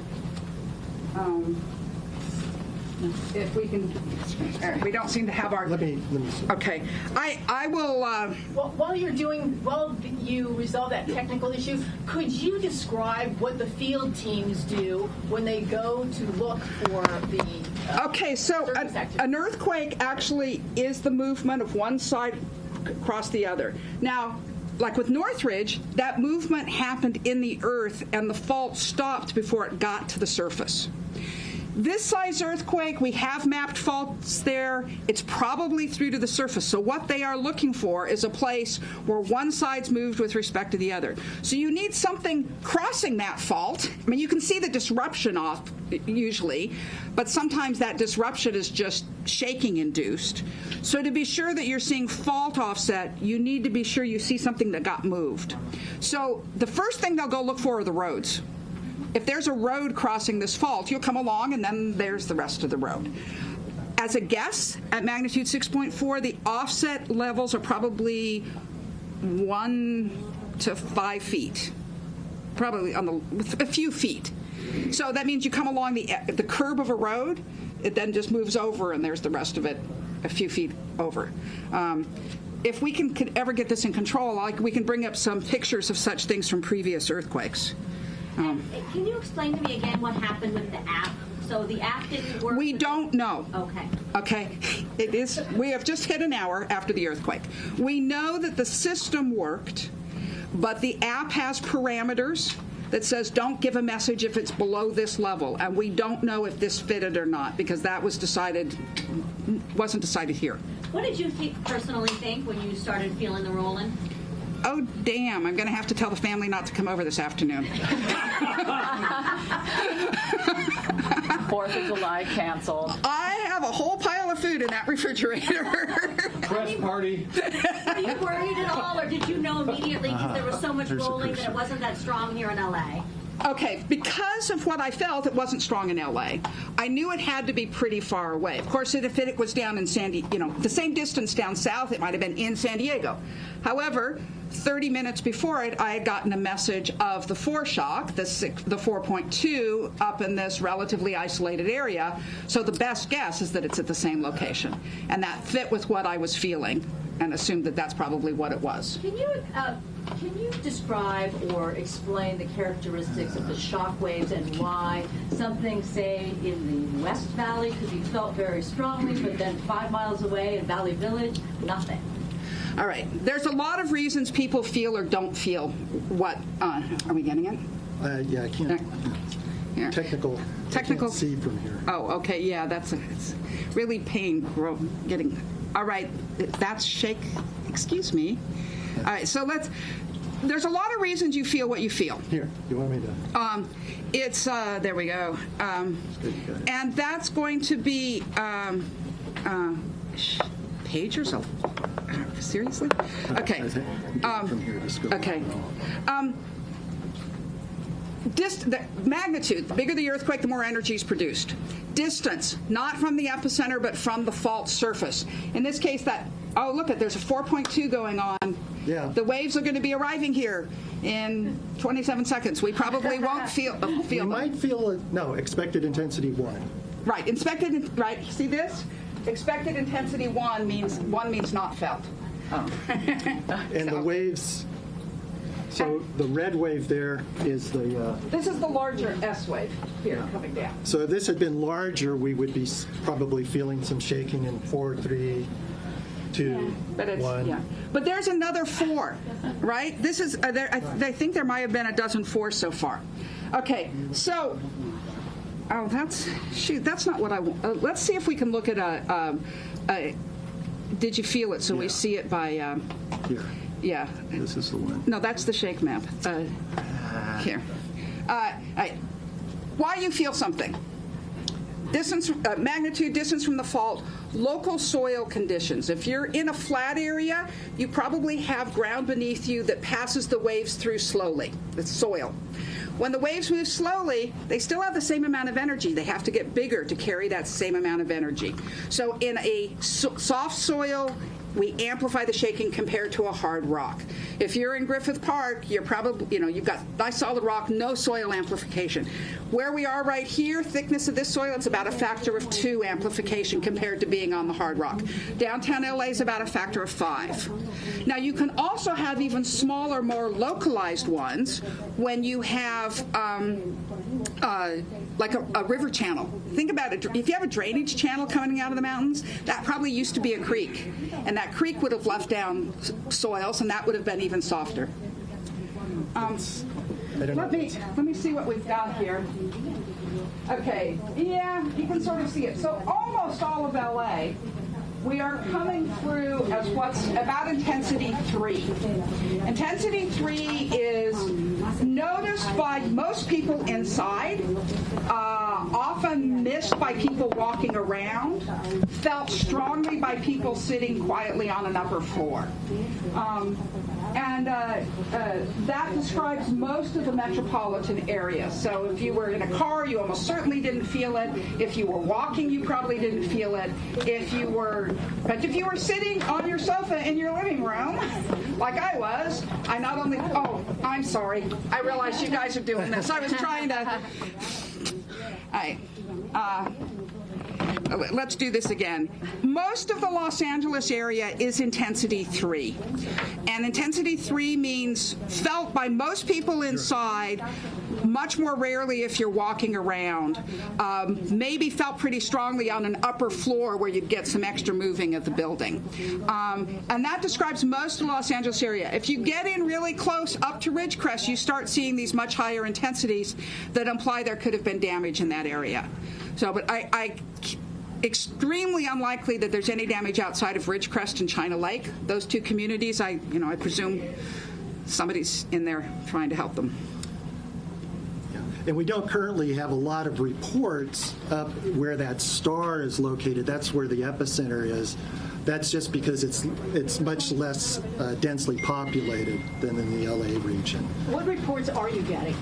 Well, this is a shaking report, what's being displayed right here. It's not necessarily a damage report, and unfortunately, we don't get directly reports of damage. Is this like a monitor, or is this a person when you say a report? Well, these are actually reports where people, this is called the Did You Feel It? And you can actually go in on the web and type in your experiences. So this is actually collecting information from people who did experience the earthquake. And encourage people to do that. The U.S. Geological Survey site, Did You Feel It? You can tell us what you received. At this point, there's over almost 24,000 reports have been brought in. That information is used to then calibrate between stations and what happens to people, and it helps us better understand what we're recording on our instruments if we can correlate it with what people have experienced. Okay. When do you guys expect the next update? Yeah, I would. When you hear from the geologists. Yeah. So just very briefly, we have geologists that are heading out to the field to see if there's any surface rupture. They might also be able to get some information about damage potentially. We also need a chance to actually look at a lot of the data that's coming in. As Lucy has said, there's been probably hundreds of aftershocks recordings. We can get a better idea of what to expect in the next few hours by looking at that data a little bit more closely. So I don't want to make any promises, but maybe in the next couple hours. I think we could also offer, if we wanted to, like on the hour, come in and give you any update that we've got at those times, at least for the next few hours. Yeah, right. yeah. And it is a holiday. People have a lot of special events planned. What would you tell people in the greater LA area about their plans today? Unless you have to come in and work, go ahead. Lucy's got lots of extra food at her house. Yeah, I know. Can you say and spell your first last names again? I'm sorry, and your titles. Okay, my name's Lucy Jones, Lucyjones. I'm a seismologist with Caltech. I'm also the chief scientist of the Dr. Lucy Jones Center for Science and Society.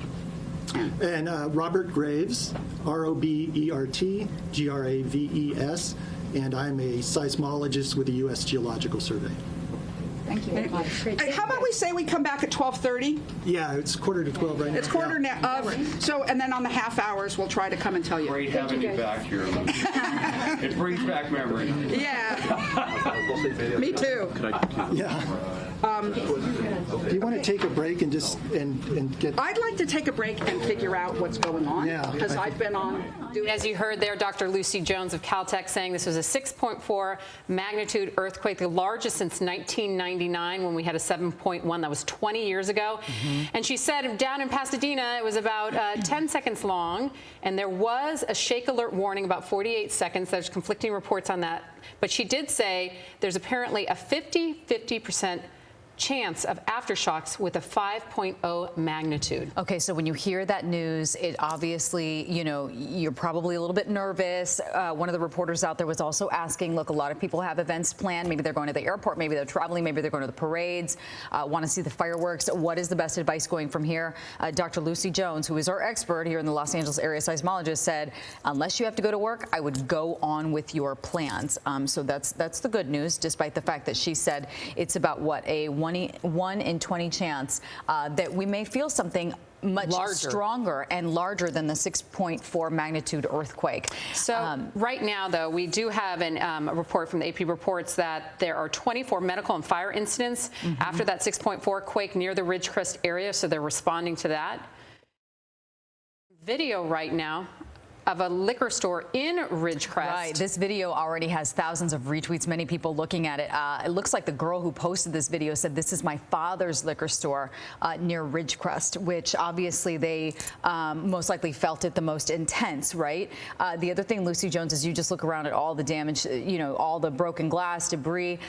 She said that it would be surprising if anyone here in the Los Angeles area reported any type of damage, because that's not necessarily the type of earthquake that it had. One of the interesting things that we learned too is the duration, right? That's one of the things people are talking about. Oh my gosh, it felt like 20 seconds, felt like 10 seconds, 15 seconds to other people. She said that what you're feeling with the duration is how long the earth is actually producing the energy. And the fault where the epicenter is 10 miles long. So you just figure that, right? The energy has to travel these 10 miles, and that's what we're feeling, how much strength it had. And to give you some comparison, this is 121 miles north of Los Angeles in the Mojave Desert. And it wasn't on the San Andreas Fault. That was another question that she was asked. There's no risk or increase of risk to the San Andreas Fault, which many people here in Southern California know. When you hear those words, you get very frightened and very nervous, because we think of the big one possibly happening when we hear the San Andreas Fault. But she says right now we're going to feel aftershocks every 3 minutes or so. Okay, so here's the other thing. There's a lot of people on social media also talking about that Shake Alert app that they had downloaded on their phone, trying to get a heads up. It'll give you basically just a few seconds before the shaking actually starts. There's a lot of conflicting reports, because people are saying they didn't receive an alert. And when reporters asked Dr. Lucy Jones, she said they're trying to get to the bottom of it, but the bottom line is the system did work. As a matter of fact, during the conference, this press conference, there was actually a countdown. She said, well, we're going to start to feel some shaking in, and then there was a countdown from, what, 20 seconds? And so we didn't feel anything here, so that just gives you an idea how it didn't travel far enough.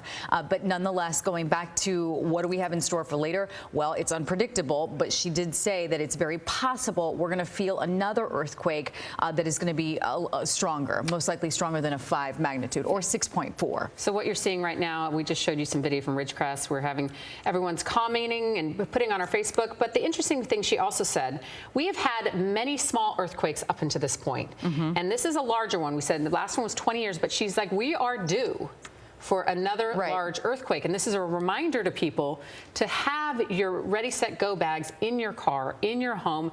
And it's easier said than done. Obviously, moments like this, we get, we get a little bit of news and then we say, oh, we have to do that. We have to do that. Well, now's the time, because she says, Dr. Lucy Jones says, the possibility of a larger earthquake is imminent. That was her main takeaway there. She's like, take notice.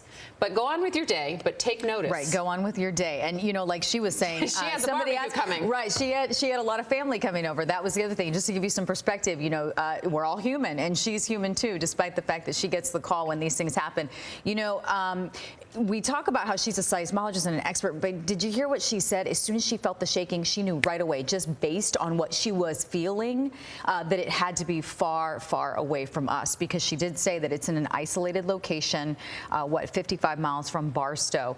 Many people reporting that they felt sick, kind of nauseous, and she also said the likelihood of you feeling it if you were standing up, if you were walking around, obviously caught off guard, you wouldn't necessarily feel it. Those who were sitting on the couch or kind of staying put or still most likely have, the best stories, obviously. Well, we were talking to a couple of people. I grew up here. I'm very well versed in earthquakes. I have lived through a lot of them. We had an earthquake prepared closet in our house, and we hope people at home are paying attention and listening, obviously enjoying the July 4th. But after the 6.4, Dr. Lucy Jones wants to remind us the chance of a magnitude is a 50-50 chance of another 5.0 earthquake.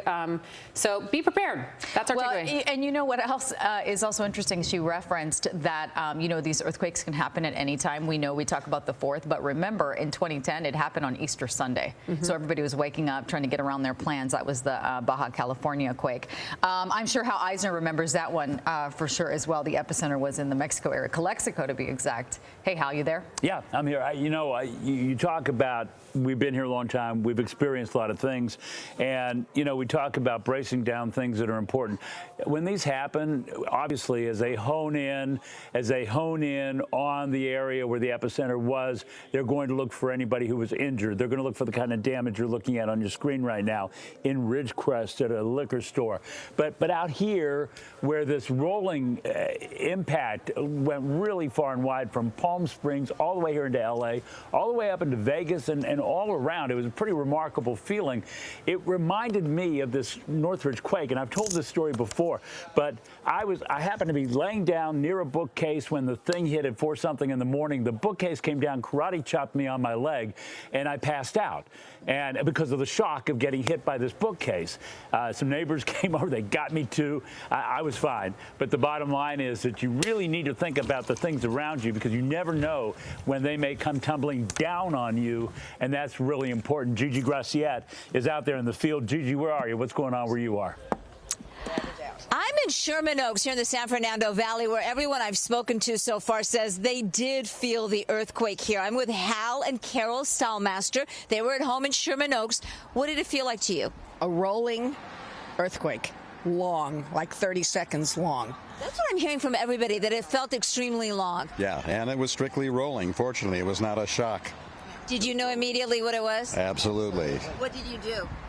We were lying in bed watching the Wimbledon, and we just kind of looked at each other and waiting to see what more was happening, and it finally subsided, and we continued to watch the matches. That look, do you feel it? It's an earthquake, right? Without any words, right? Right. Should we go under the door or under the bed or what?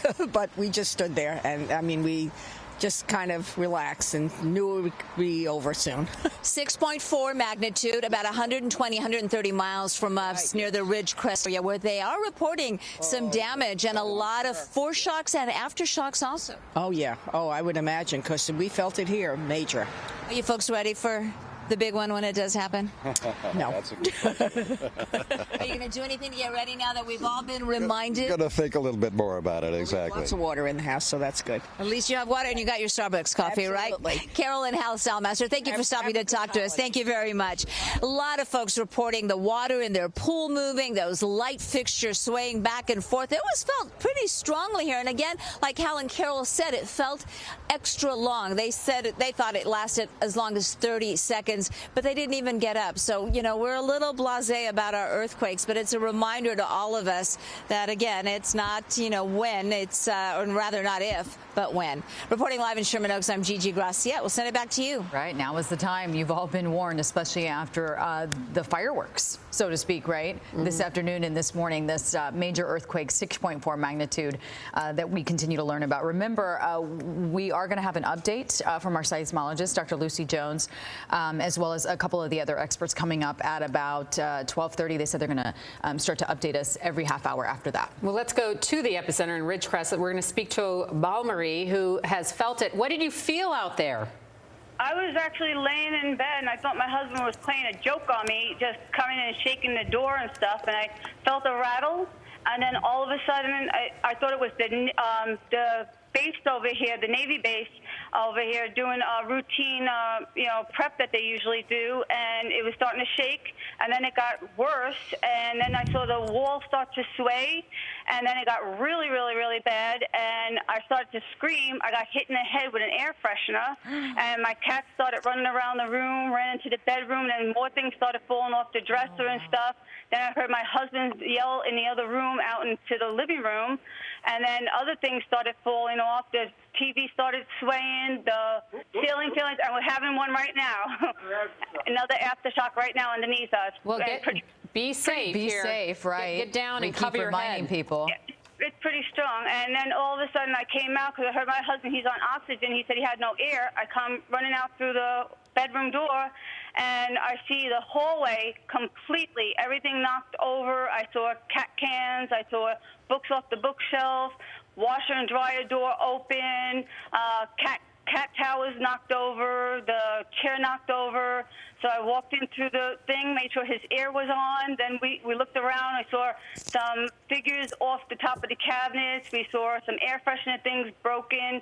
And major structure, no damage. Balmarie, what you just experienced right now, we're just getting it in, is a 3.3 aftershock, which obviously you're not at all surprised. We're not at all surprised. The experts are saying, unfortunately, that's probably what we can expect throughout the afternoon. How's your husband doing? Was he able to get to the oxygen?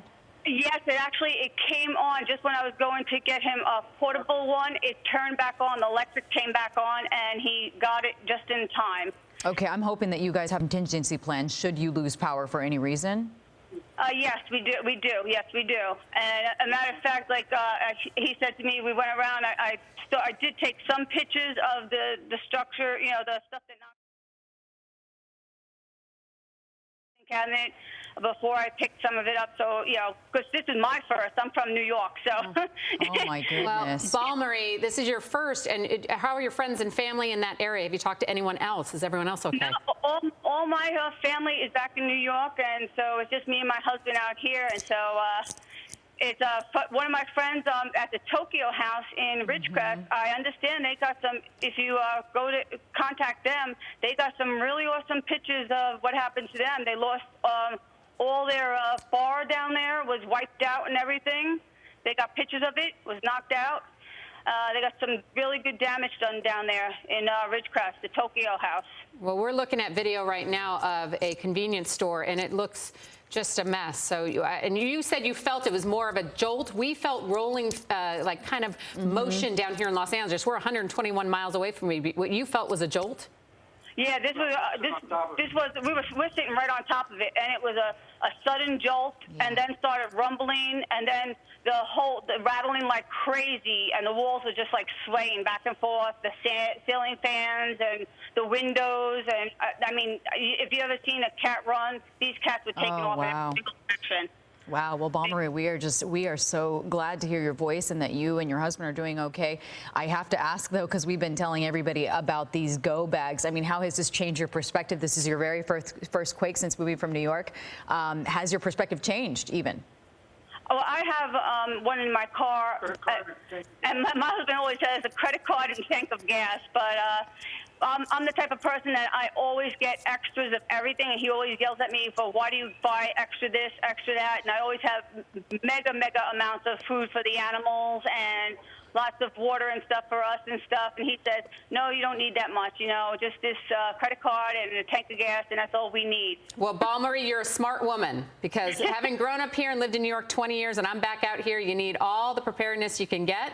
And we want you to take care of your husband there and take care of your stuff. And hopefully this is it. So take care of yourself. I just told him, I said, I never knew it was going to be this close, and I didn't think it was going to be this early. I said to him, I never knew we were sitting on one of these faults. Well, right. Well, Balmery, you all be safe. And, if you can, share pictures with us on our Fox 11 Los Angeles Facebook page. I will. This is on fortunately, our cell phone didn't take the camera pictures, so these are digital. So if I have an address, if you can send us one or whatever, we can definitely send you in the pictures. All right. Thank you, Balmery. It is the noon hour on a Thursday, 4th of July. We want to remind folks, if you're just joining us, this is the Fox 11 News at noon. I'm Rita Garcia, along with Megan Colarossi. We're following breaking news. We've been here continuing coverage with you for the last few hours. This started at 10:30 this morning. We had a 6.5 magnitude earthquake located up near the Mojave Desert in Ridgecrest. It lasted, some people down here felt for 10 seconds, but up there it lasted longer. And this is the biggest earthquake since 1999, where 7.1 20 years ago rocked the area. And so October the 16th, right, back in 1999.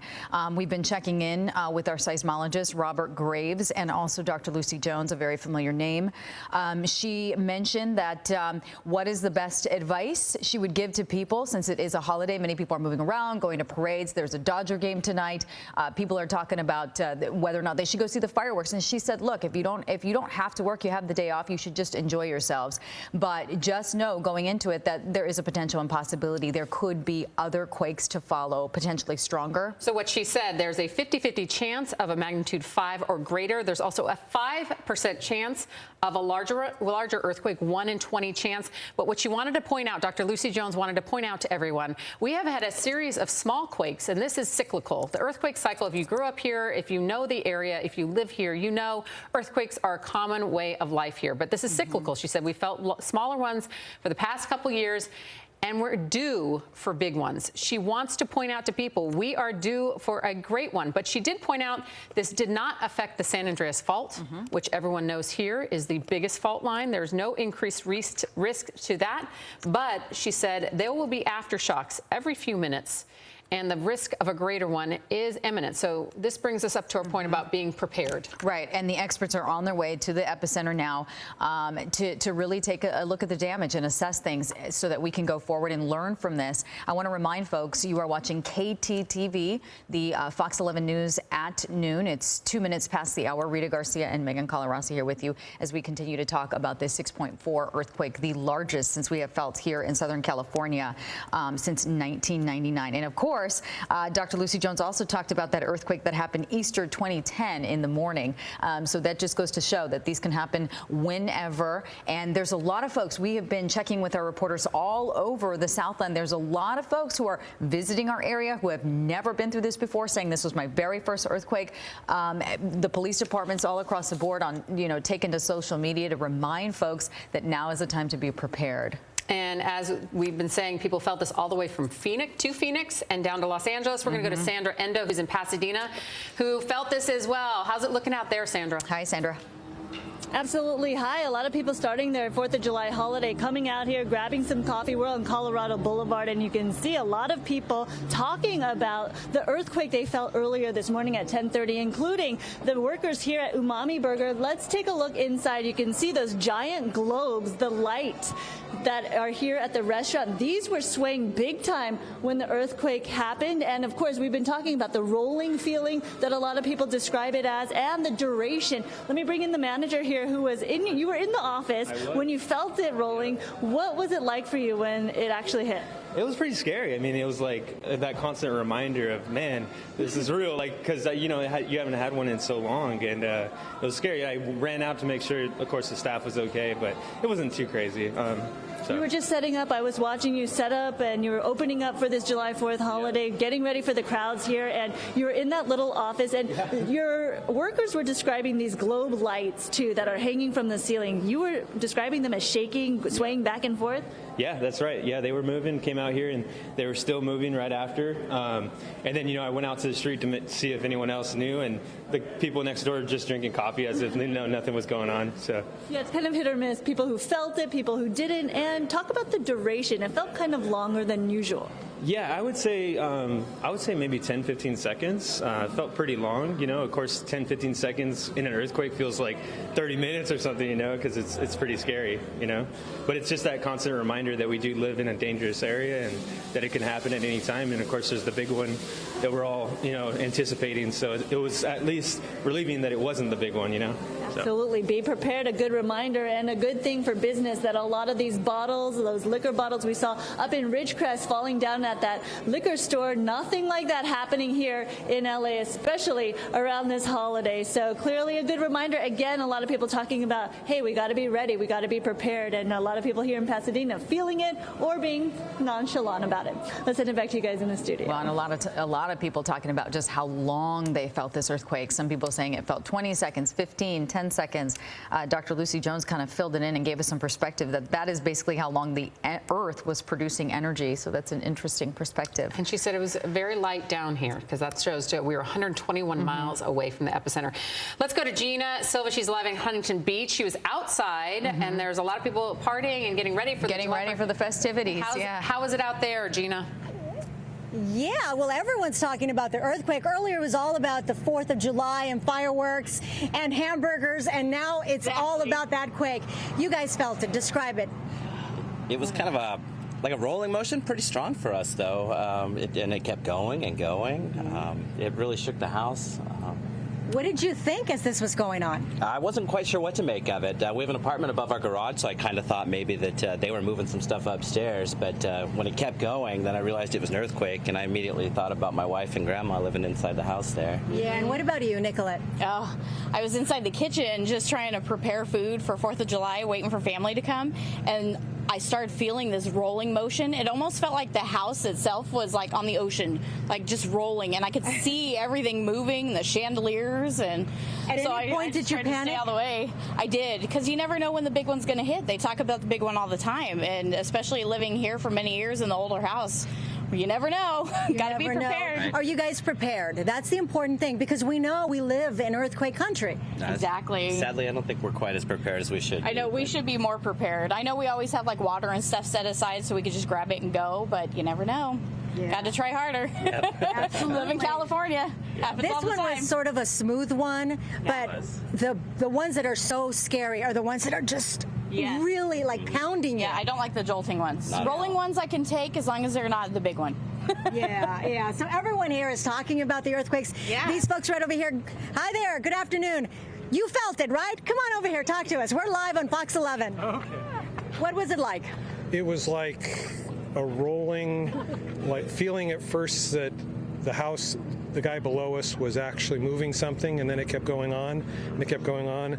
My wife said, "Oh, it's an earthquake," and then we came up, and within 2 seconds, I was over at the door with my phone in one hand and my keys in the other, and then it stopped. You were ready to get out. I am scared of those things, you betcha. Yeah. What about you? I was down in Huntington Beach, and my whole apartment started moving and everything started swaying, and the roof cracked. It sounded like hundreds of pebbles hitting the roof at one time. And I still feel a little dizzy from it. It was very strange. So I'm glad it's over, and hopefully no aftershocks. Yeah, it felt like it went on for a very long time, didn't it? Absolutely. Absolutely, yeah. So are you both prepared for the big one? We're supposed to be. We were just talking about it in our cars. I mean, we've got a backpack with a change of clothes, some food, some water, some dollars, a change of teepee. She asked if I had teepee. That's important. Absolutely. Some tennis shoes.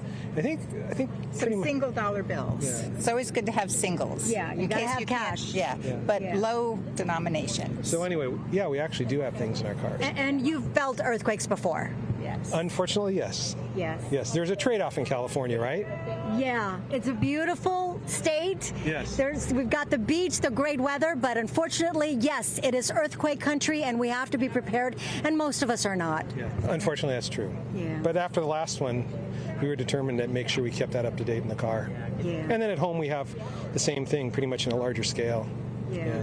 All right. Well, I hope you guys have a great 4th of July. You too. Now you have a great Happy story 4th to of tell. July. Yeah, on the 4th. Huge earthquake. All right, I'm going to send it back to you guys in the studio. Yes, everyone here. Did you feel it? Did you feel it? Everyone's talking about it. It definitely woke everyone up here in Los Angeles, and especially, obviously, in Ridgecrest, where the 6.4 magnitude earthquake was the epicenter. And we were saying this is 121 miles north of us here in Los Angeles. We all felt it. And now we're going to go to someone else. Right. Our seismologists, our experts are definitely at work right now. Susan Hirasuna also over at Caltech. And Susan, we heard Dr. Lucy Jones saying the next update will be at 12:30, so 20 minutes from now. What do you have for us right now? What's the latest? She said that part of what their reservation was on promising another news conference was that their seismologists are on their way to China Lake, the Ridgecrest area, to see whether or not on the ground level that there's some kind of disruption, so they know for a fact how far the shock waves of that earthquake got and whether they got to the surface, whether there's any damage. Now, I know you've shown that video from Twitter that shows what happened in a liquor store. The seismologists, of course, are more interested in what is happening with the fault lines there. Now, you already know the basics that the quake registered at 6.4 at about 10:33 this morning, but what's also interesting is there was a foreshock of about 4.2, and then what Lucy Jones says was dozens of aftershocks, and that will continue to be the case in the course of today and tomorrow and in the days coming. So for us in the Los Angeles area, they say that the intensity is at about a level 3, meaning if it's far enough away, you may or may not have felt it. Now, I know you talked to a lot of people who did feel it. I was driving. I did not feel it. My son lives in the West Valley area. He called me immediately and said it was quite dramatic at that house. But then 5 miles away in Valley Village, I was talking to somebody who said did not feel it, called his kids, did not feel it, but noticed that the water was rocking just a little bit. I also got a report of some people working out in a gym, also in the Studio City Valley Village area, and some of those people felt it. And one man apparently had a heart attack because of the rocking and the rolling. But it's interesting how people will have various experiences. I've also heard that people were in the same room and some felt it and others did not. But as far as Caltech is concerned, you know, they're looking at the numbers. They're looking at all of the aftershocks that are coming in right now. And also Dr. Jones warned that the possibility of having an aftershock over 5 magnitude is quite possible indeed. Right. She mentioned, what, 5% chance that we could feel something much stronger. Well, I was going to ask this afternoon. Susan, higher than that. Higher than that. Well, it's 50% chance for 5.0 magnitude or greater, and 5% for something larger than that. But Susan, a lot of people are talking about the shake alert. And she was spitballing. She doesn't know an exact, you know, what the exact percentage is, but she thought, well, about 50-50 chance. Right. She was doing it on the fly and doing it pretty well. But you know, Susan, she did mention, because there's a lot of folks who have plans today, right? What did she say? Should you go out? Should you continue with your 4th of July plans? If you're not a seismologist, you can probably go out and have the plans as normal. But for her, she knew as soon as she felt the rocking that she was going to have to come in here, deal with all of us. This is a very crowded room right now. And she made a joke about how she has a lot of food in her refrigerator. And so her family has to figure out what else to do for the 4th of July. But chances are very good. You'll all be fine. The activity, the strongest activity, as you know, was in that Ridgecrest China Lake area. So this far away, it has dissipated. It had dissipated quite a lot. But it is sort of interesting, isn't it, how some people could have felt it and other people just not very far away didn't feel it at all. It has to do with the characteristics of the soil and how the shock waves travel. If you're on hard bedrock, chances are you would not have felt it that much, maybe a little bit of a shake. But if you're on softer soil, you know, yeah, the intensity is going to be a little stronger. It was a little discomforting to hear that in the downtown Los Angeles area, that area might be an intensity of 5, meaning that the ground there is just softer and gives more. So that was kind of hard to hear because, of course, we know how overdeveloped and how many tall buildings there are in the downtown area. Well, Susan, I have to ask you, a lot of people, we talk about the Shake Alert app. Some people, you're talking about feeling it. Some people did not get the alert. And there was conflicting reports with Dr. Lucy Jones saying, did it work or not? What's the status on that?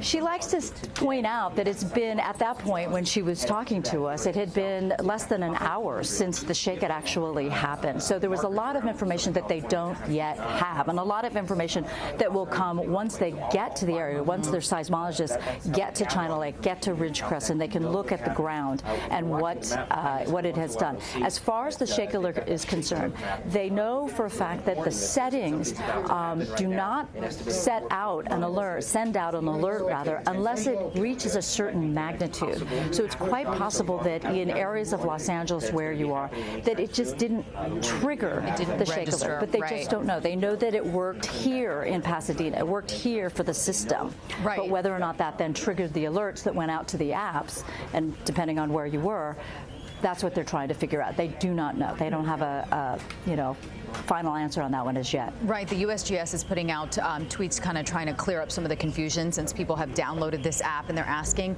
Bottom line is the Shake Alert app will trigger and send out an alert when it's a magnitude 5.0 or greater.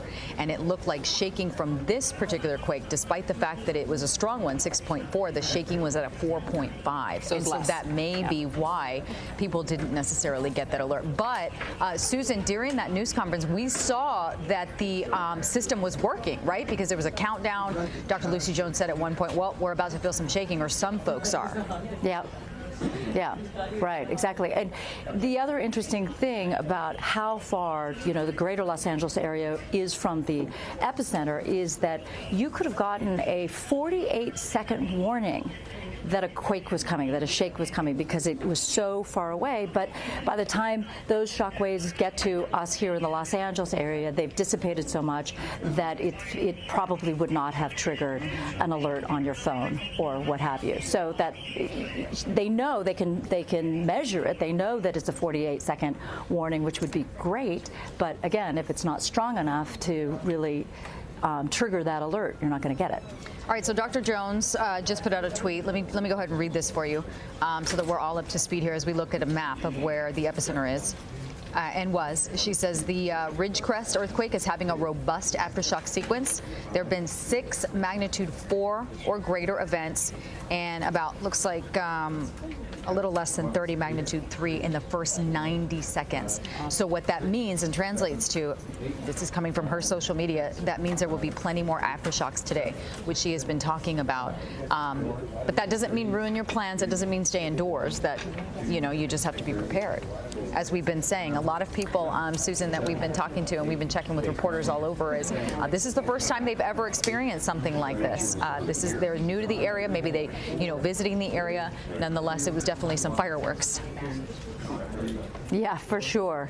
Yeah, I have some guests at my home, and they're from Florida, and they never felt anything like this. So this was quite an eye-opening moment for them. And but then, things went back to normal fairly quickly, from what I understand. So, yeah, for a lot of people, 20 years was the most significant quake back in the Hector Mine area, and even that was far enough away that you probably didn't feel very much of it if you are here in the Los Angeles area. So, yeah, she says that it's been uncharacteristically quiet for Southern California, which, of course, makes those of us who've been covering earthquakes for a while a little nervous, because does that mean then, yes, the big one is coming, right? It's a little unsettling. The big one. Mm-hmm. Well, exactly. She did point out, like she said, we have had the small earthquakes. The big one and the San Andreas Fault was at no risk right now. There's no increased risk right now. But that brings up the point of our preparedness and what we should do. Mm-hmm.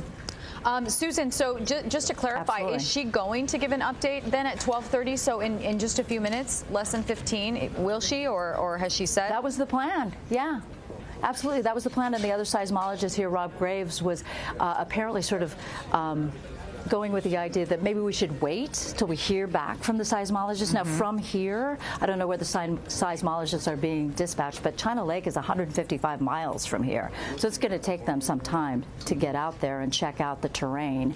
But no, it was Dr. Jones who said, no, I tell you what, let's do an hourly, next one at 12:30. So we're just waiting for them now to come All right, out. so the experts are headed out there. We know they're looking at fault lines. We know they're looking at damage as well. All right, Susan, thank you. We'll be checking back with you, obviously. If you're just joining us, major earthquake 6.4. We expect to have an update from our seismologist, Dr. Lucy Jones, as well as Robert Graves from Caltech coming up at 12:30. So stick with us. Until then, though, we're going to go now to Ridgecrest. We have someone on the phone, Dr. Thomas Talaferro, who experienced this. What did you feel, doctor? It felt like I was going surfing. The first one, the 4.2, we definitely felt it as kind of a rolling type of a quake that we're used to, but not at that level or intensity. And then about 20 minutes later, the 6.4 hit, and that one you definitely knew, get out of the house and just take cover somewhere. So everyone was out in the street, away from their house. I went and checked my office, and anything that was not attached to the wall with like your picture wire, it all came crashing down. Oh, wow. So we had a mess to clean up there. Not as bad as some of the stores I've heard. And seen on TV, grocery stores and liquor stores, shelves just totally coming off and everything crashing around.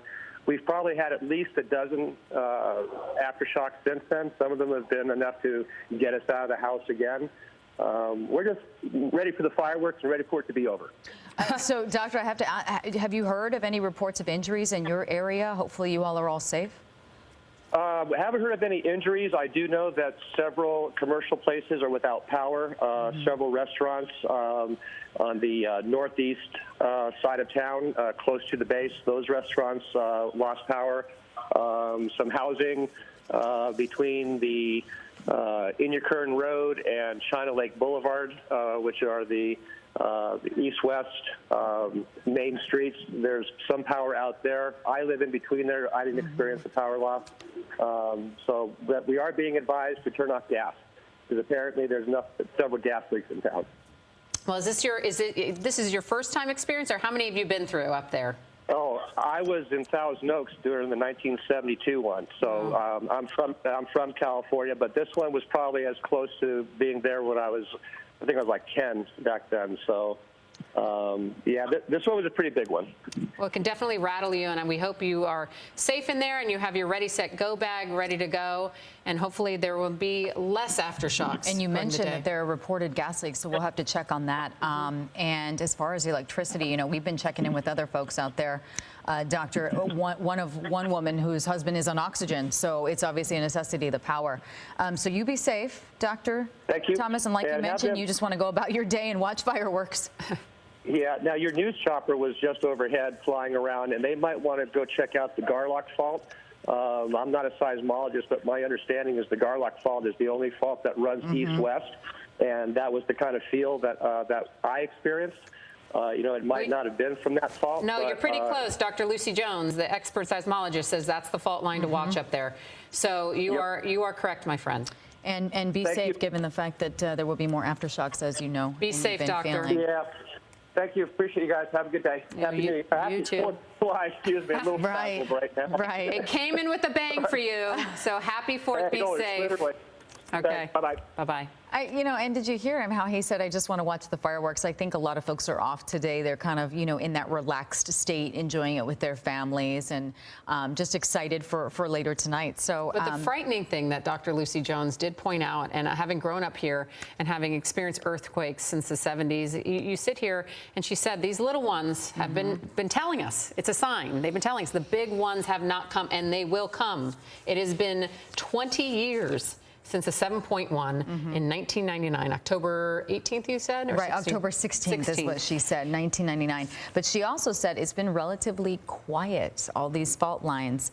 And as a matter of fact, we have some soundbite from an earlier news conference. Dr. Lucy Jones is going to give us an update at 12:30, but until then, here is her best advice when it comes to aftershocks.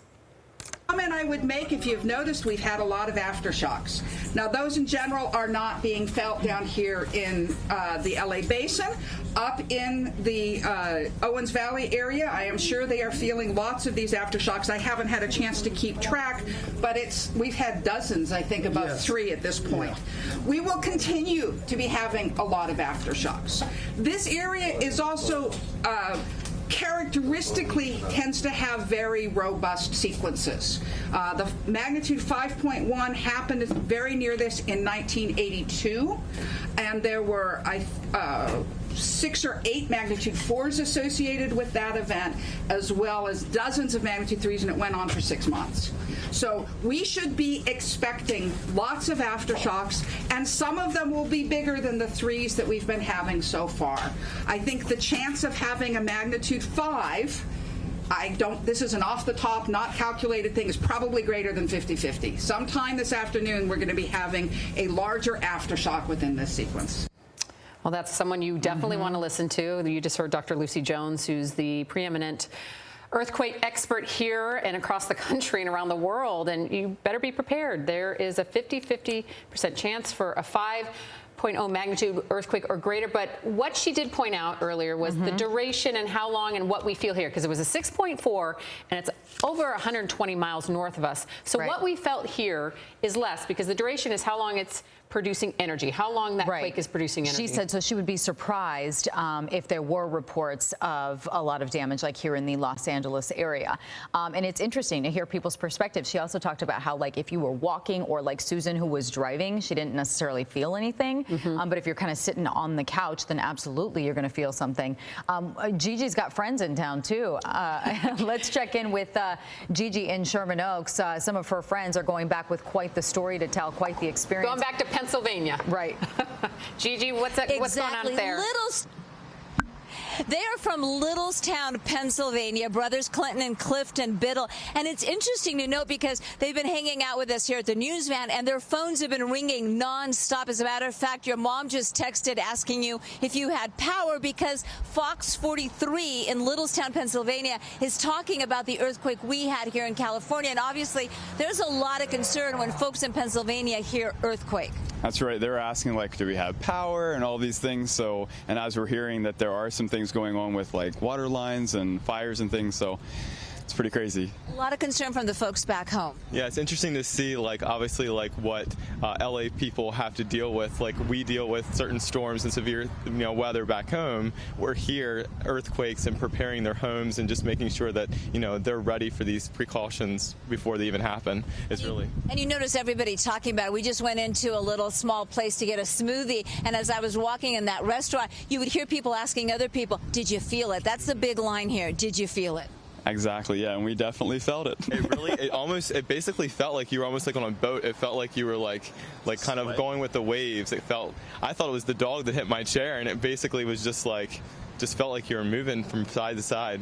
It's funny, those first few seconds, you always sort of wonder what it is. You thought the dog hit your chair. You thought you were just having a strange dizzy spell. Yeah, basically, yeah. It just felt like I was kind of dizzy, and then I was just like, are we having an earthquake? And Becky's like, I think so. So then we went underneath So, yeah, it's crazy. Was it what you imagined it to be? No, it was different, I think, because I don't think we realized how, far, wide-based it could be. Like, we're talking about where we were at, and everybody else experiencing the same thing, but in different ways. Like you said, if for some reason, the house would have been closer to downtown LA, there could have been a lot more damage just because of where it sprung from. So the epicenter. If the epicenter had been closer to us, I was telling the boys that if a 6.4 earthquake happened and the epicenter was right near us, there would have been a lot more damage and it would have been a lot more severe. Absolutely. We're very lucky. Thank God it wasn't. Yeah. It's all part of our history. It's all part of what the earth is going through with our changes and stuff throughout the. And taking the story back to Littlestown. Yes. And can I say, how many stoplights do you have in Littlestown, Pennsylvania? Two.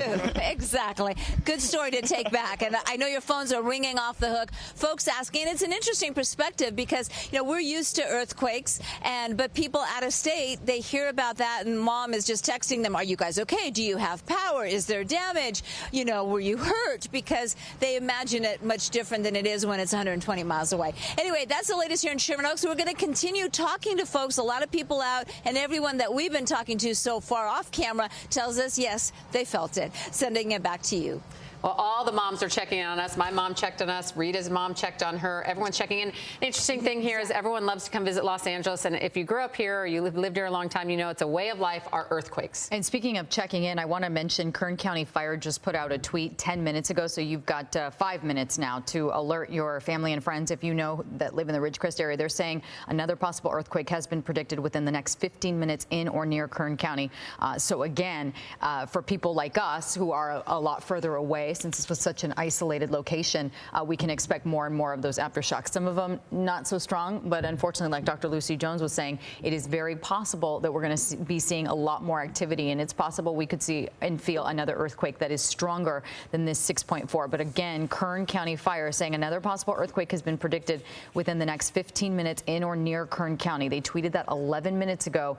So if you have the phone nearby, you have family or friends that live in Ridgecrest, you want to give them a call right now. That's right. And currently we're sending reporter Bill Malugin up to Ridgecrest to be reporting from the 5 and 10 o'clock live from there to give us updates on the status, what's going on. We have reports, over 20 reports of medical and incidents and fire incidents in the Ridgecrest area.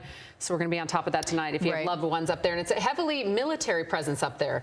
So a lot of military families up there, and obviously a lot of people celebrating the 4th of July, a lot to celebrate today. So people are outside, most likely feeling everything that's going on. Kern County also saying they are responding to nearly 24 incidents ranging from medical assistance to structure fires in and around the city. We just talked to Dr. Thomas, who lives out there, and he was saying that there were reported gas leaks. Dr. Lucy Jones from Caltech going to the podium right now. We believe we're going to get another update on this after this major earthquake. Let's listen. Yeah, so they're operational for when they do. It looks like just a second. Right, they're still setting up and getting things together. But as she's been talking about, this was a major 6.4 earthquake. She explained that she was at home. She lives in Pasadena. She felt the shaking for at least 10 seconds. And that's when she knew I have to not only head to work, but she also knew that this was going to be in an isolated area. Can you imagine? That's how much of an expert she is. She knows based on what she's feeling, because there were some people who reported the feeling that they were nauseous. She said she felt, as well, the same thing. She knew the epicenter was far, and as we've been saying, the epicenter is over 150 miles north of here. And Caltech obviously knows what they're doing. They have about 500 sensors in and around California that catch all of these earthquakes. And currently, she said, these have been small ones, and we just had a big one. And we're due for a big one. And she was going to go back after her first report around 10:30 this morning, 10:40, excuse me, rather, and tell us what the update was. Something else that Dr. Lucy Jones has talked about is the Shake Alert app. There's a lot of people on social media that have downloaded it saying, I didn't get an alert, I didn't have a heads up. Well, the USGS put out some clarification that the Shake Alert will trigger and send a user an alert if the shaking is a magnitude 5.0 or greater. In this particular case, it was a 4.5. By the time it got here to Los Angeles. So that is why many people may not have received an alert, but you never know. They might reassess. They might consider making some sort of changes, and maybe she'll talk about that right now because a lot of questions she was taking about why the Shake Alert didn't work for a lot of people. And what she did say, Dr. Jones, she did say the chance of a magnitude 5.0 or greater is 50-50. So that's possibility happening. And the slight chance of a larger one is 5% as well. You can see Susan Hirasuno is there right now, and we're going to go to you right now. All right, so you see there, Dr. Jones. So we're trying to bring you the next news conference with Dr. Jones, and also I see, no, right now she's trying to set everything up. So she's a little busy. There's a little technical issue that they want to address before they start the next news conference, but they're fully aware of what the time is. Since they promised the next news conference at 12:30, it's a little bit after that. So they're just calling up some of their graphics up here on the monitor, but we have a lot of questions that we want to ask. Kern County just tweeted out something that suggested that they were anticipating an earthquake in 15 minutes. So as soon as they get this all going, we can ask that question, as well as whether or not they've figured out about the Shake Alert app and why is it that people who have that app did not get any kind of notification of the quake. So we're just kind of watching. I'm kind of watching what they're doing, and as they're kind of zeroing in on an area that they want to focus on. But yeah. Hey, Susan, also, can you just recap for us? I know that many people are obviously probably feeling on edge and a little concerned for the simple fact that she did say, Dr. Lucy Jones, that it's possible we're going to be feeling a lot more aftershocks. What should people do if they have plans? I mean, it's a holiday. Many people are off today. Many people are out for the long holiday. She basically said, continue as normal. Enjoy the holiday. If you're closer to the epicenter, you're probably going to need to be a little bit more cautious. I'm going to let Dr. Jones take over. We said we'd come back at 12:30. 12:32, we got pretty close. Let's see. Begin with a recap just of what we got. Yeah, okay. So our names. Lucy Jones with Caltech. And Rob Graves with the U.S. Geological Survey. So we're just giving an update about this morning's earthquake. Searles Valley. Searles Valley earthquake is what we're calling it, magnitude 6.4, up in the area near Ridgecrest. We have some updates in terms of aftershocks. We have a little bit of information about damage, potential damage. We do still have geologists going out in the field, but we haven't gotten word back from them yet. And we also have some updates in terms of the Shake Alert system.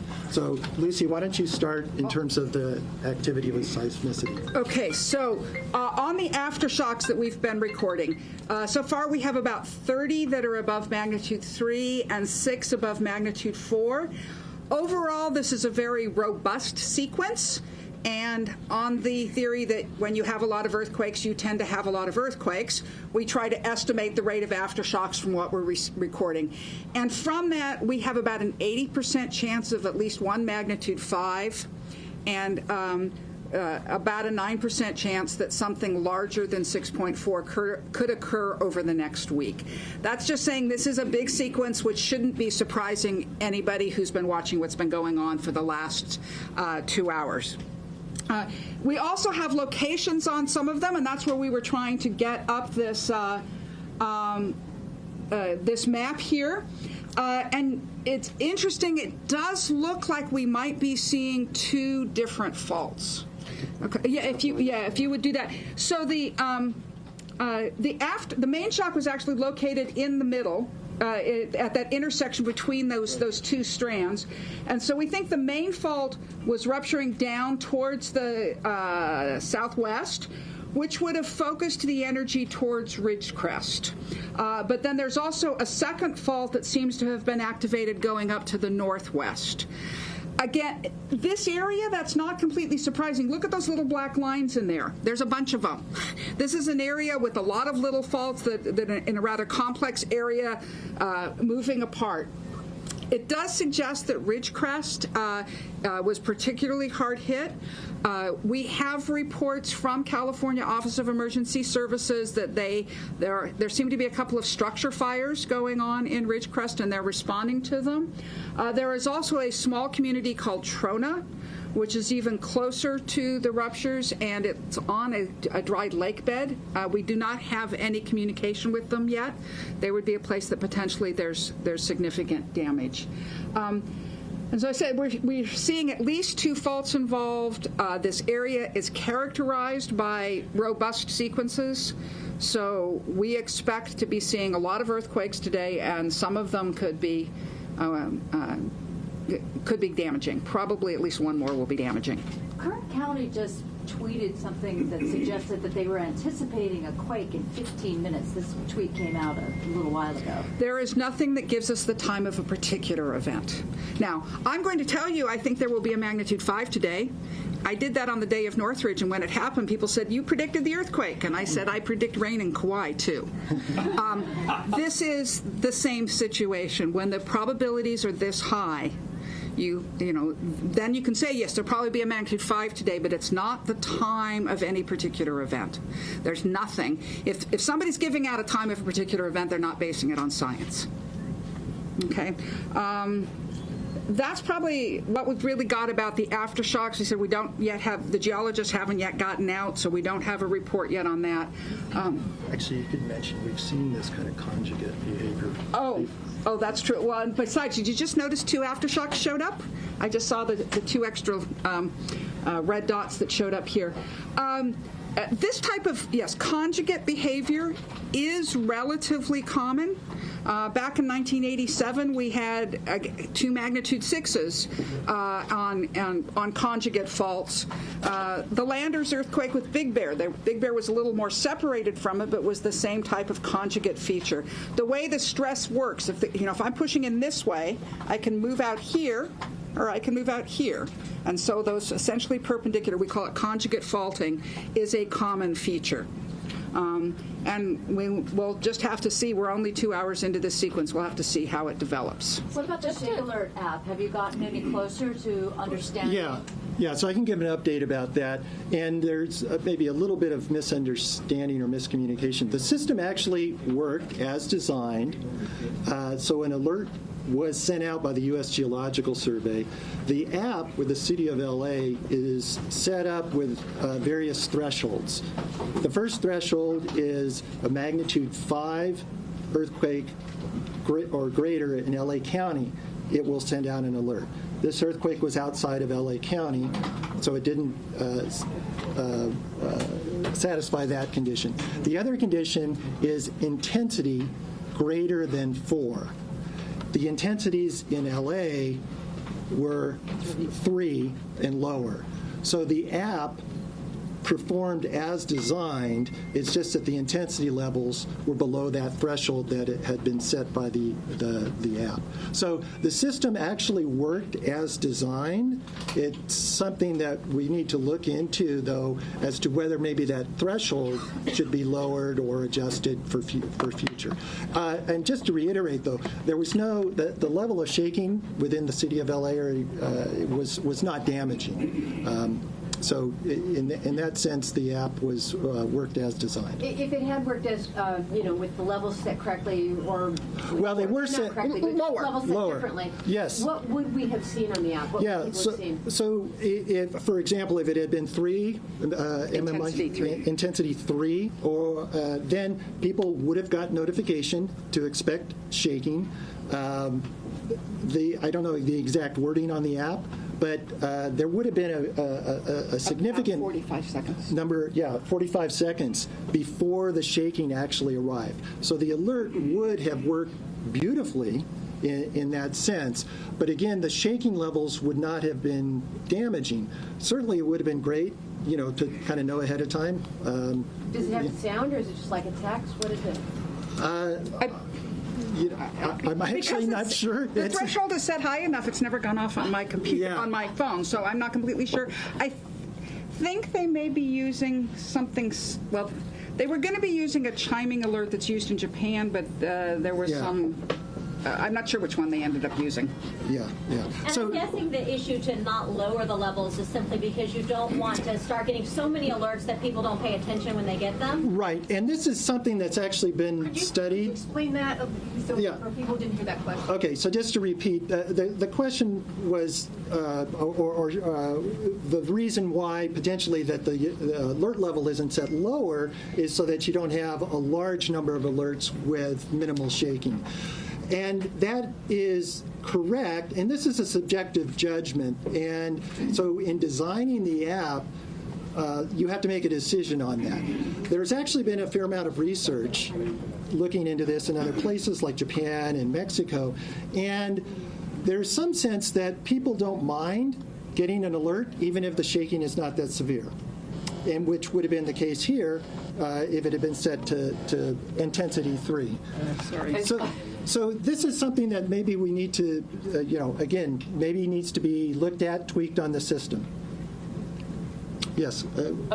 No, sorry. Just to clarify, because there had been some talk about 2 earthquakes today, so if you could just run through that. There have been hundreds of earthquakes today. For a while, the website showed 2 magnitude 6.4s.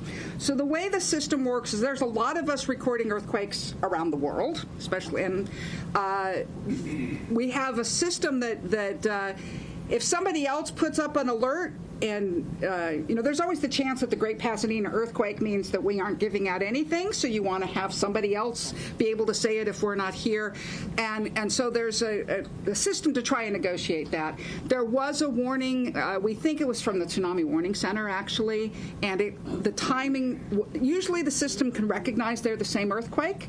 If one of the systems gets the time a little off, then they look like different earthquakes, and the automatic system allows it to go in. So for a short time, there were 2 alerts, one from us, one from the Tsunami Warning Center, and when we recognized that it was there, we went in and cleaned it up. That was not getting rid of an earthquake. By the way, I've heard the conspiracy theorists about that. It's just that we cleaned it up. Right, and just to clarify, additionally, we had been just talking about 2 faults and so forth. Right. That's still the case. That's not this 2 earthquake issue. Does the second fault have a name? We got Little Lake. We're not until we get a geologist on the ground. Yeah. Occasionally there are reports about faults that we did not know about. We know a lot of faults in this area. I mean, just if you look again at the picture, somehow which just disappeared on us. If we could maybe just reload the page, I would guess. But look up in that area. There's lots of little marks on it's one of the areas with a dense distribution of mapped faults. So before I'm going to talk about an unknown fault, I need a geologist to say, how does this line up with the ones we know about? Is it relevant that they're not to us? People, I think it's a psychological issue. If it's an unknown fault, my God, then we didn't know, and makes it scarier. The reality is we have a lot of little faults that never get names because they're too small until you get an earthquake. Yeah, we've lost our earthquake. Was this one particularly strong for that area? This earthquake is the largest in the Little Lake area in the last century. But in general, the Owens Valley, the sort of geologic structures up there, have had a lot of earthquakes like this. There was actually a 7.5 in 1872 that ran through, it was usually called the Independence earthquake, or sometimes just the Owens Valley earthquake. Mammoth historically has had dozens of magnitude 6s. So as a geologist, I'll say that area, largest earthquake in 100 years. Does that make it unusual? No. From geology, we really need to know, we need to look at millennia to say what's standard. Once geologists are there, how long does it take for them to gather information? Well, we're waiting for the picture to show up. I mean, they'll take a picture and send it to us and go, look, there's the fault offset. Yeah. There's one level at which it's simple. The geologists, presuming there are fault offsets, will probably be mapping it in detail over the next month. Okay. Are they in trucks or helicopters or? Hey, we don't have enough money to send helicopters. They're in trucks. The National Guard does. I really don't know how you guys do this. Yeah, no, not the geologists. Look at our budget sometime. Yeah. So they're en route. They are en route, and as soon as we have information, regarding fault offsets or anything like that, we'll provide it. Hopefully within the next briefing or so. And since we don't have any pictures yet, can you again sort of illustrate what that's going to look like? What a seismologist would want to take a photo of? Yeah, well, yeah. So we're speculating a little bit here in that we don't know yet if this fault actually ruptured to the ground surface, and it's magnitude 6.4s in California sometimes break all the way to the ground surface and sometimes don't. So until we actually have some definitive information, if it did break up to the ground surface, what we should see is where two sides of the ground that were close together have slid horizontally relative to each other. And there may be some vertical displacements as well, but given the information that we have recorded, the seismographs, it looks like the offset on the fault, if it has broken to the surface, will be that horizontal strike-slip motion. How does that information help you? What does it? Well, obviously, if in terms of damage, if you have a pipeline or a structure that straddles that fault and it moves sideways, that could be very devastating. I don't know if that's the case here again. Also, in terms of the ground shaking that was experienced in the Ridgecrest area. Lucy was talking before about how the earthquake started off to the northeast and propagated to the southwest towards Ridgecrest. With this type of horizontal motion, that can actually be amplified. Again, until we actually get some definitive information from some folks there, I can't be sure about that, but it is a possibility. Also, we now do a better job of correlating what we get from our instruments with what is recorded in the ground. It used to be we needed the geologist in the field to tell us what happened on the fault. And in fact, the details, we get more details by walking down that fault than we'll ever get from an instrument. Over many years of recording them and comparing them, we have a guess that that magnitude 6.4 is partially a statement of how much slip happened, how much one side with respect to the other. And at that magnitude, with this fault length, it's on the order, it's under a meter, but a half a meter to a couple feet. So it's potentially a pretty big offset. The question is whether it's confined at depth or whether it made it up to the surface. And there have been hypotheses that if it comes to the surface, you get a different shaking pattern than if it doesn't. And not everyone agrees with that hypothesis, and so that's an interesting piece of scientific testing that can go on because of it. What's your knowledge of this fault in terms of how deep it is? Faults. Most faults, we don't, right? If it is, because we don't even know what fault it is yet, right? If it is the Little Lake fault, that fault is mapped at the surface. That means that some previous earthquake it has come through to the surface. Most earthquakes begin about 5 to 10 miles below the surface. It's difficult to get a big earthquake to start up close to the surface. There's not enough confining pressure. By the way, if a fault could open up, you can't have an earthquake, right? Because the earthquake is shaking, just like snapping your fingers. Try snapping your fingers when they've opened up. You don't make a sound, right? And that's, if the fault opens up, you wouldn't be producing any shaking. And at the surface, it's not as confined. So the earthquakes happen deeper down. So most faults in California extend at least from if we map it at the surface, it probably goes at least 10 miles down and probably more than that. And it's just as it gets deeper down, it behaves differently. There's a lot of ancient volcanic history out of Little Lake, correct? Not so. Little Lake is a volcanic region. There are some active volcanics. Right.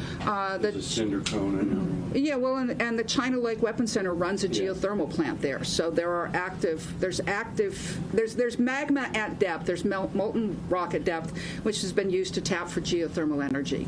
So it's a potentially volcanic area. What did you say was your prediction of the likelihood of a quake above 6.4? 9%. 9%. And over the next week. And if we get through a day, then it'll be a lot lower. Okay. It's not an even thing over the week. The most likely time is right now. And as we see, actually, well, we aren't at the moment. Up on the right. Okay. I got it up on the right. Okay. The rate of aftershocks is substantially lower now than it was in the first briefing, right? So these things do die off really quickly with time. Any other questions? Wrap it up. Thank you. Back at 1:30 or 2?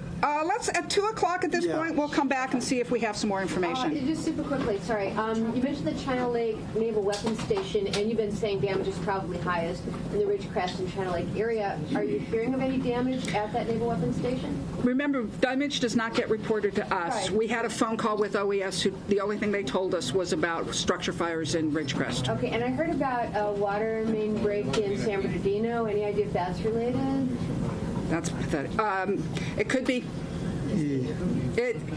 improbable, but it must have. If it did, it was already in bad shape. Yeah. Well, San Bernardino, it's old. No.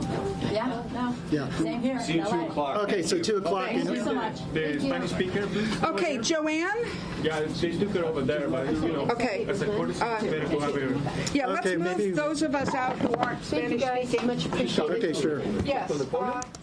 All right, you've been listening live to a news conference with Dr. Lucy Jones, along with Bob Graves from USGS after this major earthquake that we experienced earlier today, magnitude 6.4, one of the strongest we have felt in the last 20 years. Last one was in 1999. Ridgecrest Regional Hospital, we understand, is being evacuated right now. It is no surprise given the fact that that is very close to the epicenter, where all of our experts and seismologists and geologists will be headed right now to assess the damage and check out where this is. Also, we have reports of a water main break here, which Dr. Lucy Jones says is probably not likely affected by the earthquake. But let's go to Hal Eisner, who has some more on this. Hal, what are you seeing? Yeah, we can't say that. We can't say that at all. It's under investigation at the moment. I talked to DWP, tell you what they told me, but let me tell you where I am. This is between Switzer and La Jolla on Wilshire Boulevard. Now, if this were not a holiday, this would be a very, very busy street, and having this road blocked off here would be a big problem for an awful lot of people. But it is a holiday. There's not much traffic at all. And take a look behind me. What you see over here is what's left over of a water main break. DWP telling me it's an 8-inch pipe. They don't know how much water came out of that pipe. The system is over 100 years old. Now, I want you to take a look at that, what looks like a curb. That used to be, as best as we can tell, where the street was flush. And it looks like that street has dropped right there. Whether that was related to the rolling motion of the earthquake, whether that was related to the water from the water main break, whether any of this was related to what happened this morning, we don't know for sure. Nobody wants to commit, but DWP says that this system is over 100 years old. It's certainly possible. It would be, as they put it to me, coincidental. They certainly can't rule it out. They're not ruling it in. But we know that the street has dropped a little bit here. We know that there's water all over this part of Wilshire Boulevard. It's not like a geyser sort of thing. It seems to be more underground. Crews arriving, fire department people here. And these buildings, these big buildings where you'd have office work today, the water's been turned off. Sir, can I ask you a question real quick? Were you inside when the earthquake hit? No. I'm the chief engineer, so I came in to assess the problem. Well, what's the problem for the building? You're chief engineer of this building? Yes. Yeah. What's your name? Marlon. Hi, Marlon. What'd you find here? Well, we have from the pressure of the water, we had a pressure relief valve that gave way, so the drain line wasn't too big enough for the water, so it kind of flooded the whole building from the 4th floor down. From the 4th floor down? Yeah. Now, we don't know if this is related to the earthquake or not, yes, but your impact is a domino off of the impact here on the street? Yes. Okay, Marlon. So right now we have no water to the building because the main is coming in from the city. So it's probably a good thing a lot of people aren't working today. Yes. Okay, real good. Thanks for talking to me. So again, what we have over there is a curb where where it is curved, it looks like this road has dropped. If that's related to this, and it could be, we will be told by DWP after they have a chance to investigate it. Right now, they're working on it. They said they've got crews out here, and it's on their radar. And, yeah, it's interesting to think that an earthquake that happened way out in the Mojave Desert could have an impact here.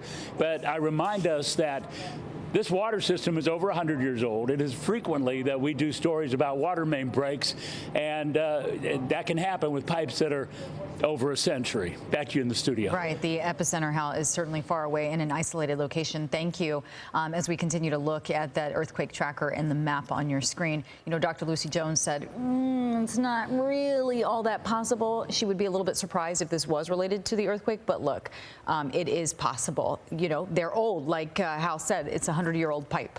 So, you know, we're going to go check in with Sandra Endo now. She's in Pasadena with it obviously felt out there, according to Dr. Lucy Jones. That's her hometown. Yes, we definitely felt it out here in Pasadena. We were earlier talking at the Rose Bowl about fireworks and the big show tonight on the 4th of July. But again, then a lot of people started feeling the earthquake, and people started coming out here on Colorado Boulevard, enjoying the holiday. Here are two servers at this restaurant, and describe what you felt. You both felt it. So there I was just minding my business, making the coffee. A normal day, right? Just a normal day. But then all of a sudden I'm pouring the coffee and everything's like shaking. Coffee's going everywhere, and I'm like, this is not normal. So all of a sudden I look outside and people are like, oh my God, everyone's like freaking out. So I'm a little confused, and I hear that it's an earthquake, and I was like, oh, that's cool. Yeah, we get those sometimes. And then it was business as usual. Business as usual. The restaurant just somehow, we moved on. We persisted. You told me you felt like you were drunk. A bit drunk. Off the record, I'm not. No, just kidding. No, good thing. Save that for tonight. Yeah, right, for 4th of July. Yeah, it just, all of a sudden, I thought I was the one that was boozy, but it was just like the world. Yeah, absolutely. It's weird when the earth shakes from under you. What did you feel like? Let's just say I saw a lot of broken dishes. Surprisingly, for a little 6, it was fun.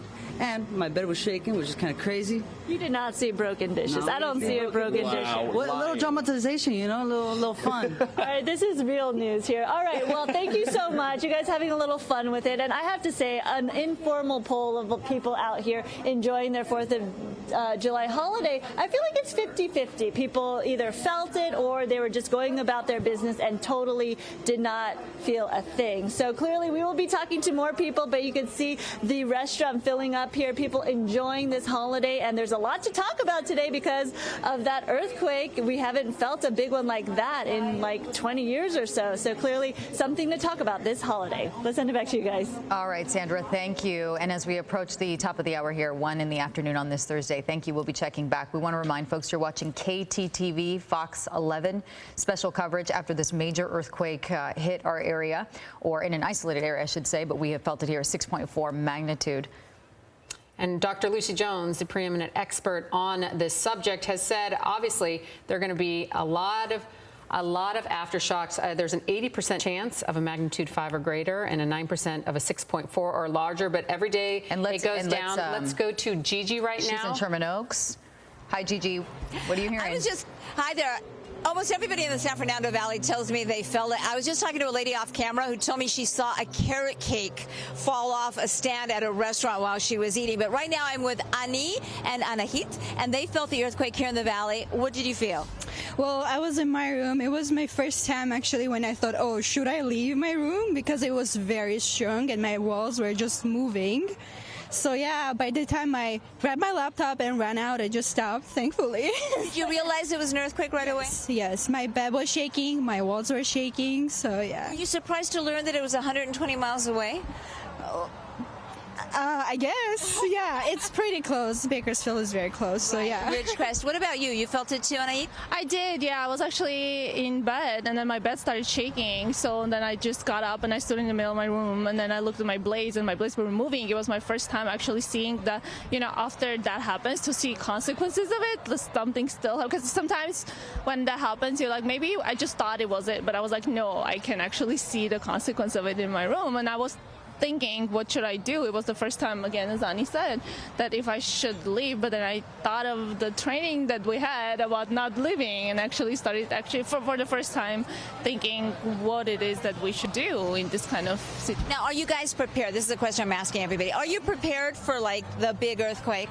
No. Ani, are you going to get prepared? Yes, definitely. Everybody tells me that right after the shaker, Yeah, right? exactly. Do you have water, flashlights, those kind of things? That's the thing that no, like I was actually telling my mom that we are educated young women and we've lived here and I've felt this before, but we've never felt urgent. We never felt like the need to be prepared in that way. But after this, I literally was telling my mom I'm going to go start reading and getting prepared in a way because it's so real. And 6.5, it's like really strong. Please, because, you know, seismologists say it's not if an earthquake's going to happen, it's when an earthquake is going to happen. Yes. All right, so girls, be safe. You're beautiful young women. Go buy some water and flashlights, okay? And batteries, too. Have a great day. Happy 4th of July. We are going to go live to Gina Silva. She's also been talking to folks. Everybody, it appears, felt the earthquake. Gina? They certainly felt it here, Gigi. Good afternoon, everybody. We're in Huntington Beach. This is Luke. All right, Luke, what was it like for you? It was kind of like a rolling just shake, you know. It felt like for about 30 seconds or a minute. It was pretty cool to feel. Chandeliers were going back and forth, you know. It was cool. At any point, did you start to get a little scared? No, because it was just kind of mild, you know. It didn't get too intense, so wasn't freaked out or anything. The dog didn't even get scared, so it was all good. Rio was okay with it. Yeah, she didn't mind. Well, it was a big earthquake, 6.4. Yeah, which is wild. Yeah, I don't know what that measures to down here, but it was definitely cool to feel. Now, Luke, are you prepared for an earthquake? You know, they always tell us, they always warn us, you got to be prepared for the big one. I try to be prepared for everything, but yeah, I mean, I don't know what you really can be too prepared for when that case or the big one happens. So just try to always be prepared. Yeah, and it's the 4th of July. We sort of forgot about all that because of the coverage of the earthquake, but what are you planning to do today? Just celebrate the freedom, you know, celebrate America. Have a good time, try to get in the ocean and enjoy it, you know. Rio, come here. All right, Rio wants to go, so I'm going to go ahead and let you go. I'm going to send it back to you guys in the studio. But yes, thank you. Everybody here pretty much felt it. I mean, we were inside the truck, like I said earlier, we were editing, and it started to move, shaking back and forth, and we didn't realize it was the earthquake. It was pretty strong. All right, very Gina. strong. Right, Gina, thank you. As we look at a map, and, you know, I think the sense that we get from all of our reporters that we've been checking in with in the Los Angeles area is, you know, they're going about their day, but let's not forget folks in Ridgecrest. I mean, they're dealing with a lot of damage. You know, there's a lot of broken glass, debris, as we've been hearing. Lucy Jones was also talking about how the last update she gave us, she said there was a 5% chance that something larger than what we felt could happen and much stronger. Now, the last time we checked in with her, it was 9% of a chance. So that just gives you an idea of how things can change pretty rapidly. As a matter of fact, if you missed that, let's listen. One should always be preparing for a big one. This does not make it less likely. There is about a 1 in 20 chance that this location will be having an even bigger earthquake within the next few days, that we have not yet seen the biggest earthquake of the sequence. It's certain that this area is going to be shaken a lot today, and some of those aftershocks will probably exceed magnitude 5, which means they will become damaging. We do not expect, this is far enough away from the San Andreas that any impact on that system will be minimal.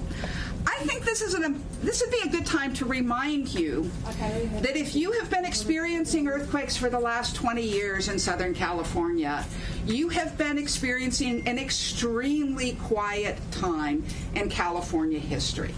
The last time we had an earthquake in Southern California above magnitude 6 was 1999.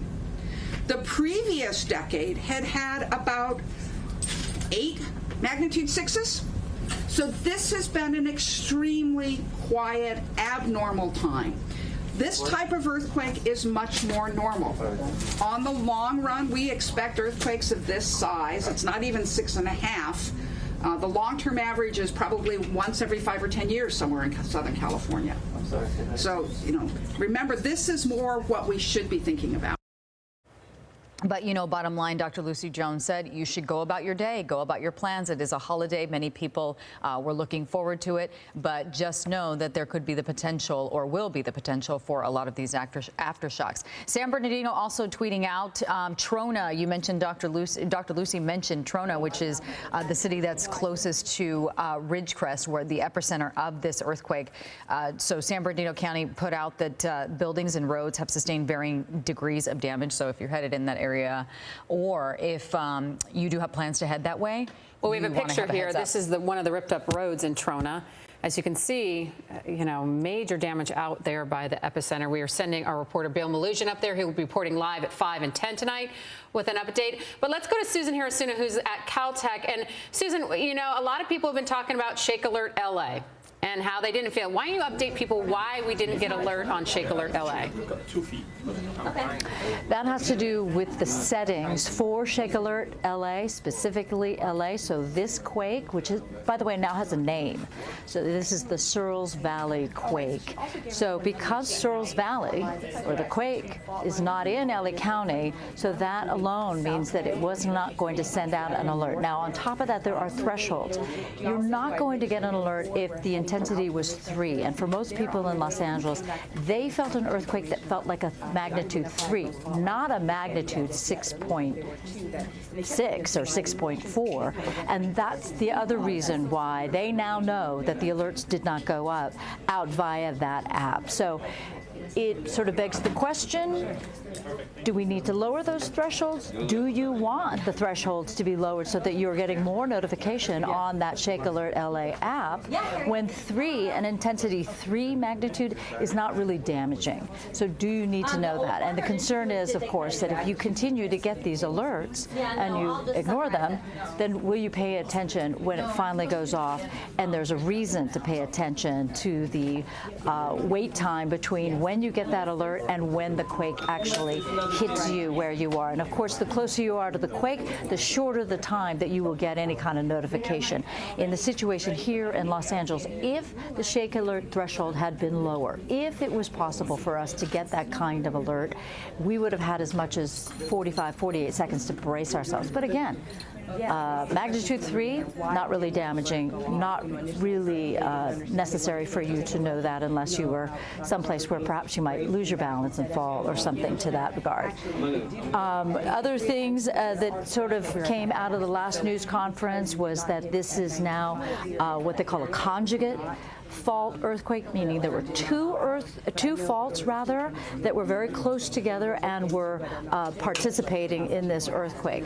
There was some, if you check a lot of those websites and alert websites and whatever, it looked as if at one point that there were 2 6.4 earthquakes. That is not the case. Dr. Jones explained that a lot of times there are companion or cooperative systems that will also do the reporting, and in this case, it might have been the Tsunami Warning Center that put out the alert for an earthquake, and they were close enough together where it looked like it was not the same quake, but close, and in fact it is the same quake. So very interesting information. They are still waiting for the geologists, which are driving up to that area. It is quite a distance from where we are, so it'll take them some time to get up to that area, but they're going to look for those, what they call fault offsets.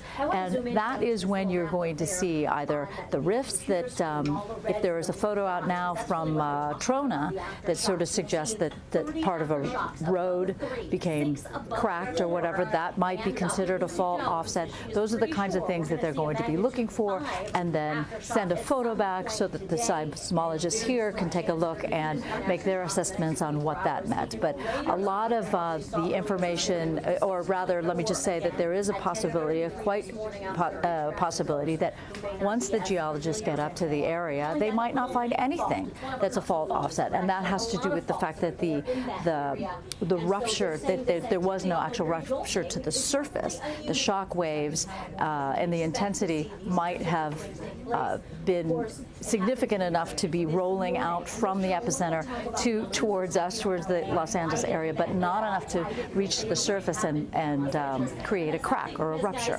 So it'll be interesting to see at 2 o'clock, which is their next scheduled live shot or news conference whether or not they have any new information. But a lot of numbers have come out of this, which might be kind of interesting to you people, especially for those that are closer to the Ridgecrest Trona area.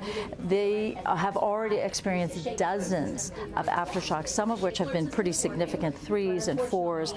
And Lucy Jones was able to give us some better numbers on what that might mean for the next week. She says there's an 80% chance that you could have 5 magnitude or over 5 magnitude over the next week, and then maybe a possibility of a couple over 6, maybe 4 over 6. But as the time goes on, farther away from the initial, the major incident, then that number goes down. The percentage of possibility for that kind of thing goes down. But yeah, 80% is a little bit sobering that there's that chance that over the next week you could get a magnitude over 5 for that area. It's very interesting when you consider those, that how much information they have yet to collect and how much more information they will have once they are able to sort of crunch all those numbers and re-examine the area of the fault. So they mentioned to us also that Trona is in a dry lake bed, so it sort of makes some sense that there might be a lot of damage there,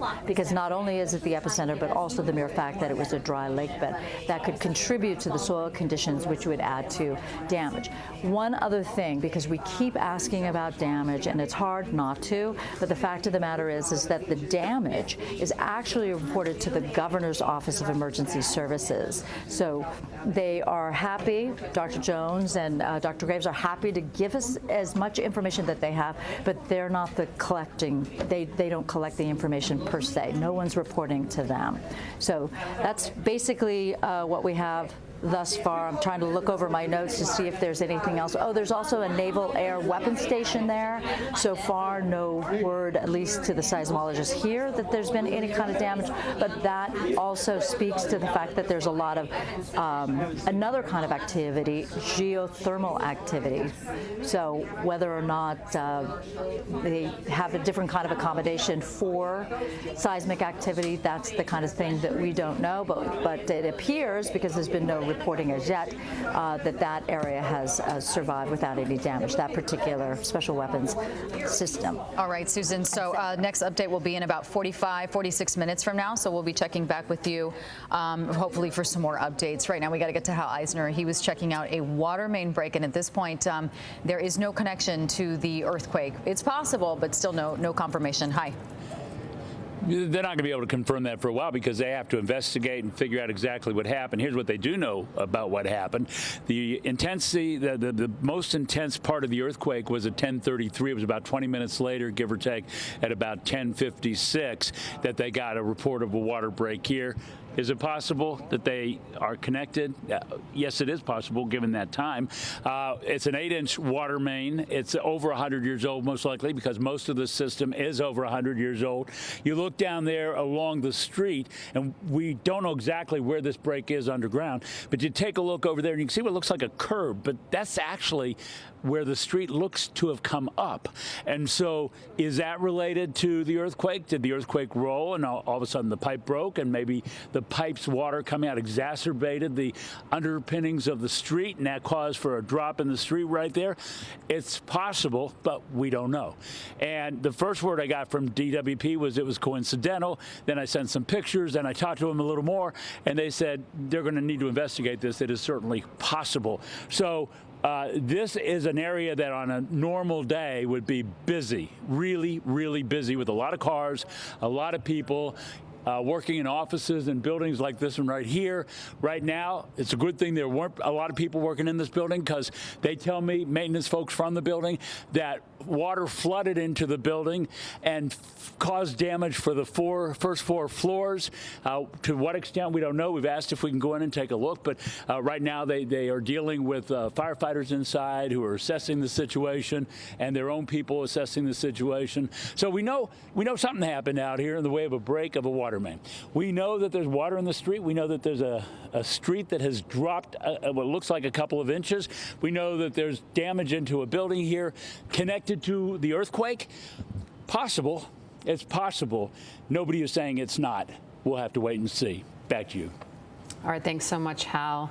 If you're just joining us, you probably felt it. You probably kind of knew what's going on. A 6.4 magnitude earthquake up in the Ridgecrest area, which is about 150 miles north of here.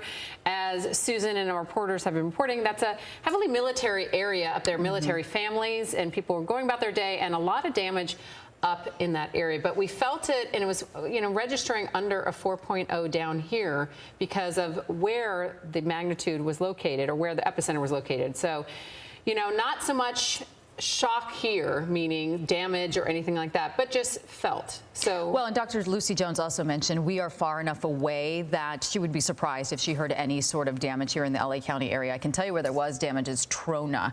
Let's see if we can get that picture again. Do we have it? Street. Of the road. It looks like it just, has a crack right in the middle. We know that that's where geologists are headed right now to investigate. Our Bill Maluzhin is also headed to the Ridgecrest area to talk to folks and get more of an idea of what exactly they went through. Remember, we told you earlier that the hospital out there, Ridgecrest Regional Hospital, was being evacuated. We don't know why, but we do know that there are potential power outages. We talked to a doctor who lived out there who said he had heard of reports of a gas leak. We talked to another resident who said that the power was going off and on. Her husband was on oxygen. So as you can imagine, this can get very scary for a lot of folks who are very close to the epicenter, despite the fact that we are, 120 miles away. And a lot of people are saying this, the Shake Alert LA app, we didn't feel it. No one got an alert on there. But the premise is behind this app, if it's 5.0 or greater, you will get an alert. If it's lower than that, you will not. So a lot of people disappointed that it didn't work, but they noted, and Dr. Lucy Jones noted, that if we sent out alerts for 3.0, people would become desensitized to that alert. But what we do know is that it was obviously felt up there. The likelihood of aftershocks is great. There is a 9% chance of a 6.4 or greater. So Gigi Graciette standing by with some folks. She's been talking to a lot of people who have experienced this for the first time. And I know there's a lot of people, kind of giggling excited about this, but the reality is there are some other folks who are still very much dealing with the reality of the magnitude and the strength.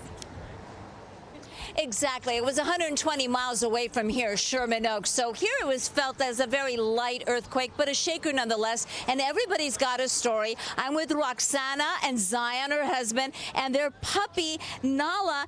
And I understand that Nala suddenly started howling just before the earthquake? Yeah, Nala, about 10 seconds prior to it, she woke up and she started howling loudly, trying to kind of warn us about something's happening. And then 10 seconds later, we felt the earthquake, and it was a long period for us, but it was awesome seeing that she kind of warned us to take care of the kids. So my wife grabbed the other child, and we were... Exactly, because congratulations are in order. We have a double blessing here. Take a look at baby boy and baby girl, just 2 months old. And Roxana, you said one of the babies started crying during the earthquake because she was on the bed and sort of felt the bed shaking? Yeah, so one of them, it was actually her. She was on the bed. She was shaking while he was in my arms. He slept through it pretty fine, but she was crying. So you're saying the boy slept through the earthquake. The little girl was all alert, right? Yep, exactly. It sounds like good. So when Nala started howling, she's only, 4 months old? When she started howling, did you sense that something was off, you were telling me? I definitely did. I figured, because she's very quiet, she's not vocal at all, and at the point that she started howling, it was an unusual howl. It's not a bark that the neighbor's outside the door or anything like that. It was just like a howl, like, hey, I'm sensing something's wrong. And then when it happened, we're like, wow, it's amazing that she sensed it before it actually occurred. So that was pretty awesome. They do say that animals sense earthquakes, very often, way before we do. Well, I'm glad everybody's okay. Congratulations on the babies and Nala, the puppy. You have your hands full, Roxana and Zion. Thank you for talking to us. Have a great day. So, folks here, they did feel it lightly. You heard Zion there talk about how Nala started howling, and we probably have a lot of stories with Fox 11 viewers about their animals. If you do, tweet me. I'd love to share your stories. My dog once got right under a table, and I thought, that's really weird. Why is she under the table? And then we had an aftershock, a light shaker here in Los Angeles. So they often do predict these quakes, sometimes better than we do.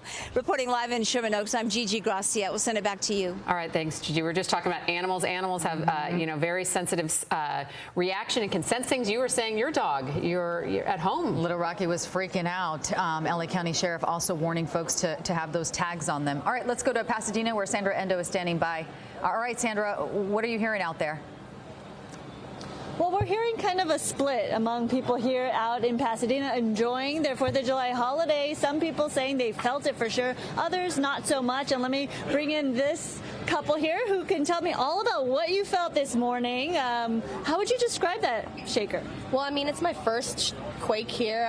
I'm not from California. I'm from the East Coast, so to me, I mean, I didn't expect. I thought I was dizzy at first, and then I saw my blinds sway, so I knew. That's when you knew it was an earthquake. I knew, yeah. So I just like put on my shoes and stood behind or underneath the door frame. So did it kind of freak you out a little bit? Because this is, you know, land of earthquakes. You hear about it, California. This is it. I mean, yeah, it freaked me out, very much so. And I mean, I've gone through hurricanes, but this freaked me out a little bit more. All right, well, you survived, so we could get you a shirt. You survived the big one so far. I'm only kidding. How about you? How did it feel for you? Yeah, same thing. I felt like I was a little dizzy at first, and then everything started kind of shaking in slow motion. It lasted maybe 10 to 15 seconds, but it felt a lot longer than that. Yeah, so it felt a lot longer. That's what a lot of people are saying, kind of a rolling motion, like you're on a boat, and the duration was something a lot of people were talking about. Yeah, I have a dog at home, so she kind of stood up and was looking around, and everything just kind of felt in slow motion, and then just checked to make sure everyone was okay after that. Yeah, that's another thing. We were talking about animals giving a warning sign, and even babies kind of yelping or kind of crying out because they kind of sense something is going to happen before it actually happens. So it's a good reminder, both of you, to be prepared. That's another thing that this is reminding people of, to make sure you have a go bag. So putting you on the spot on live TV, do you have a go bag? Do you have a plan? I do not, but I will certainly be putting one together after this, definitely, yeah. And how about you? Does it make you scared to be here in California? Yes, absolutely. And people tell me that I'm supposed to be expecting aftershocks, and I'm not. I don't know how I feel about that. So, well, don't be scared. We got you. All right, let's send it back to you guys in the studio. All right, thanks so much, Sandra. Right now, I'm joined with Laura Diaz, who is coming in, and she was downtown LA, and you felt the earthquake in your high-rise. Oh, I have to tell you, you know, it's the first time I've lived there many years, but I've never been home for an earthquake in the high-rise. So others have described it to me, but to actually feel it myself for the first time today was quite something. Because the building is built on rollers. It's designed to roll with the earthquake. Mm-hmm. It did its job today, but it's almost like the building is doing a hula. Yeah. So you can imagine what that feels like. Mm-hmm. And it took me a little minute before I realized it was actually an earthquake. I felt almost like I was seasick, like you know, when motion you're on a sickness. boat. What Yes. we felt here, this building is the same. It's retrofitted to roll, and we all stood upstairs, and people at home probably felt the same thing and wondered what it was. But what we do know is the earthquake was 150 miles north. We have felt just, you know, we were under 4.0 down here. That's why we didn't get, you know, our alerts right here on shock alert. So it wasn't as big as an impact as they felt up in Ridgecrest. But what we do know is the likelihood of something 6.40 or greater is 9%, according to Dr. Lucy Jones. Right. She's so wonderful at what she does, and it's nice to have that comforting face to come out and tell us how she views it and all those years of experience. I think one of the things that I was reminded of today, though, it's been 20 years since we've had an earthquake of this magnitude, and it's always a reminder to all of us not to be complacent. How really ready are you? Are you and your family, do you have any kind of an evacuation plan in order? The ability to communicate, water, all of those essentials that we need in a major earthquake, and we all get a little bit like, oh, it's been so long, I think I'm fine. 100%. But, right. We get complacent, and what she also did say is that we've had small earthquakes, and now the chance now for greater ones, this is the time.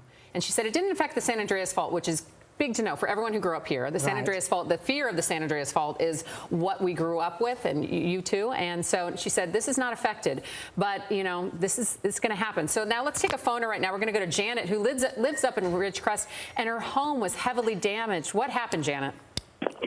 Well, everything that was on the walls or in the cupboards, even the drawers broke, is all on the floor. And we were right in the middle of it. We were sitting on the couch watching the TV, and we could hardly move.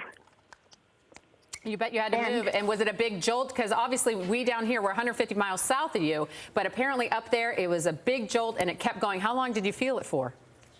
Well, it felt like forever, but it knocked our foundation, our house, our trailer off our foundation a foot. Oh, wow. And we're looking at images right now of a convenience store near you. It's just everything off the shelves, anything that wasn't nailed down. Right, right. Janet, this area has been somewhat busy seismically. How many earthquakes have you been through? Well, I've been here since 1964, and I think this is the worst I've ever felt. Wow. And how so? Well, like, it did feel like it went on for a minute, but it probably wasn't that long, you know? But can you get this off for me? You sound shaken up, Janet. It's probably unnerving and scary, and the likelihood of aftershocks. You've had a lot of aftershocks up there. Oh, yes. Yeah. I guess it was a 6.4 with the original one, because it was rated at a 6.6, and they dropped it down. The next big one was a 4.7. And we've had about 2 or 3 little ones. Janet, how many people are there with you? Other family members or employees? Tell us a little bit about where you are and what you're doing. We live in the east side of town, and it's 2.5-acre parcels. And almost everybody's house was kind of destroyed inside. Do you have electricity or any running water? Is there any other damage like that for y'all? No, we turned the electricity off, and we still have water. Well, we were saying, you know, it's the likelihood of aftershocks is going to happen, and you have to be prepared. And I bet you're prepared now. Oh yeah, we got everything that we could think of as far as clothes and water and toiletries and stuff. They're all underneath the tree. My cat's in a cage under the tree. Well, it sounds like you're taking all the proper steps. What did you have in mind to do today on this Independence Day? I'm sure it wasn't this. Well, we were going to go to a dinner, which we're not doing now. Right. Well, unfortunately, you know, you guys are on edge up there, and they say down here we're okay, but we're thinking of you up there, and we want you to be safe. So make sure you take extra precautions and take care of yourself, Janet. Oh, we are. Thank you. All right. Thank you for talking to us. You know, having grown up and lived through this like yourself, it's scary. And everyone who comes and visits here, there's a lot of visitors in town for the 4th of July. I bet a lot of people are scared because, you know, if you've never experienced it, it's unnerving. It is, but you know, it's interesting. It seems like there are 2 types of people, those who get frightened by the earthquakes and those whose eyes go big like saucers and they're like, yeah, my first earthquake. But you only say that, of course, if no one's injured or, you know, God forbid, killed. If you've ever lived through one of the really damaging earthquakes, which many of us has, where people have actually died, you never forget that. The Northridge earthquake was devastating to Southern California. At that time, I was living in Sherman Oaks, and I remember the sound of it coming in. It sounded like a freight train was coming through my bedroom, and being cognizant in that second of exactly what it was. But that comes from growing up in Southern California and hearing about it since you're a little child. But if you're a visitor in town, at first you may not realize what it is. Well, it's one of those things too. Also, the safety precautions have changed since I was little. They used to say duck and cover. And now it's different a little bit. You drop cover and hold on wherever you are. You don't stand in a doorway. Those are old kind of ways of thinking. But let's bring you up to speed on the very latest. Let's pull some information that we do know. You know, the hit maximum intensity, it started at 10:33 this morning with a 6.4 earthquake in Ridgecrest, California, which is up 150 miles north of here in the Mojave Desert. It was felt from Phoenix all the way down south here. And people even in San Diego are texting me they felt it. And there have been dozens of aftershocks.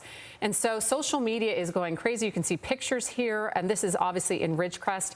But like I said, it's hard to believe. We had one visitor in Huntington Beach talk to Sandra saying he's from Arizona. He's never felt an earthquake. Well, I'll tell you what now. Arizona felt an earthquake today, and so did San Diego. And the fact that 6.4 earthquake reverberations were felt all the way down here shows that it's pretty big. And Dr. Lucy Jones says this is just the beginning. Well, and as we were discussing, it is a great reminder to all of us to be prepared. You look at these pictures of just even personal items that come off of the shelves, like you see right there. If a person is standing in a place that's dangerous, it could hit you on the head, it could hurt you severely. I know in my own home today, I took a quick survey, everything was in place, which was kind of surprising in itself. But the closer you were to the epicenter, of course, then you're in greater danger. And we just heard Janet on the phone just a couple of minutes ago talking about the fact that they rounded up the pets and how frightening it was. This area of Southern California tends to be very active seismically, but she said this was the worst one that she could recall. So it does get your attention, and it reminds you that we all should be prepared for the big one. And I do want to remind people what Dr. Jones did say. She's like, if you're out and about, go about your day. But do be mindful that possibility of aftershocks, possibility of a bigger one. This was not on the San Andreas fault. It was on a different fault, and they have, they have 500 of these sensors from Caltech. They're pretty smart people. Yes. Dr. Lucy Jones knows her stuff. We're sending Bill Malugin, our reporter, up to Ridgecrest. He's going to have a live report at 5 and at 10 o'clock. But before that, we have Gina Silva standing by, and she's going to bring us up to date where she is and tell us what the perspective is there. Hello, Gina.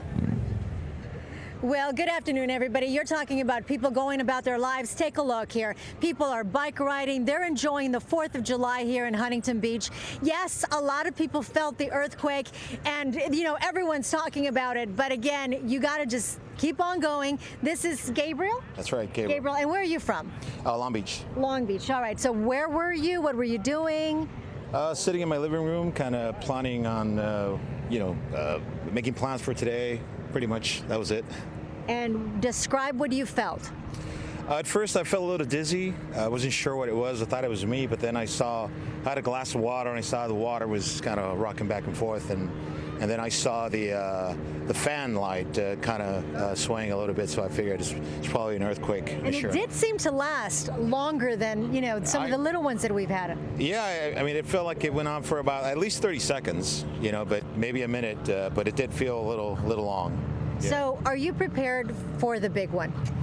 I would say, like most people, no. Yeah. No, to be honest, no. I know. Once the big one hits, we all panic, right? But we are supposed to have water. We're supposed to be prepared. Do you have anything like that? We do have some canned goods, some water, but not stored. That's. I think we need to do a better job about that. Yeah. But no, we're not really prepared. All right. Well, I hope this is a reminder to go ahead and get an earthquake, right? And have it ready, maybe in the car as well. It's important. All right. Well, thank you so much for speaking with us. Enjoy your 4th of July. It is a beautiful day out here, isn't it? It's gorgeous. It is beautiful. The beach, people are swimming, people are biking, exercising, and they're ready. You're waiting for the fireworks tonight. That's right. All right, I'm going to send it back to you guys in the studio. All right, thanks, Gina. Yep, as Dr. Jones said, go about your daily life, go out and about, go to your party. She was having people over, and when an earthquake hits, she has to run into Caltech and start reporting. This is called the Surreals Valley Quake. And I'm wondering if we still have that picture in Trona. It shows the road split. It was a dramatic picture. Trona is just a little bit south of Ridgecrest, but it shows the magnitude. This is the road right there. It just shows how Mother Nature is unforgiving, no matter where you are. Always have to have respect for Mother Nature. This looks like something out of a sci-fi movie, though, as kids, where you'd see those crazy movies, predicting the end of the world. These types of pictures, though, they really illustrate the power of Mother Earth and how you have to be prepared for when it hits. Dr. Jones talking about the fact that we should go on with our day, enjoy our 4th of July, but also be cognizant of where things are in the house. Do you have things strapped in, bolted in the way you should? Do you have items placed in a precarious spot? I know there were many people hurt in the Northridge quake because they had items right above their bed. Well, televisions. Right, toppled off, came down, and struck people. So these are small things that we all can do, but they pay off big time when a large quake hits. And sometimes you forget, you fill up your tank. I am the queen of living off a quarter of a gallon, in my tank, running into that. You too. And you know what, guys, go fill up your tanks today.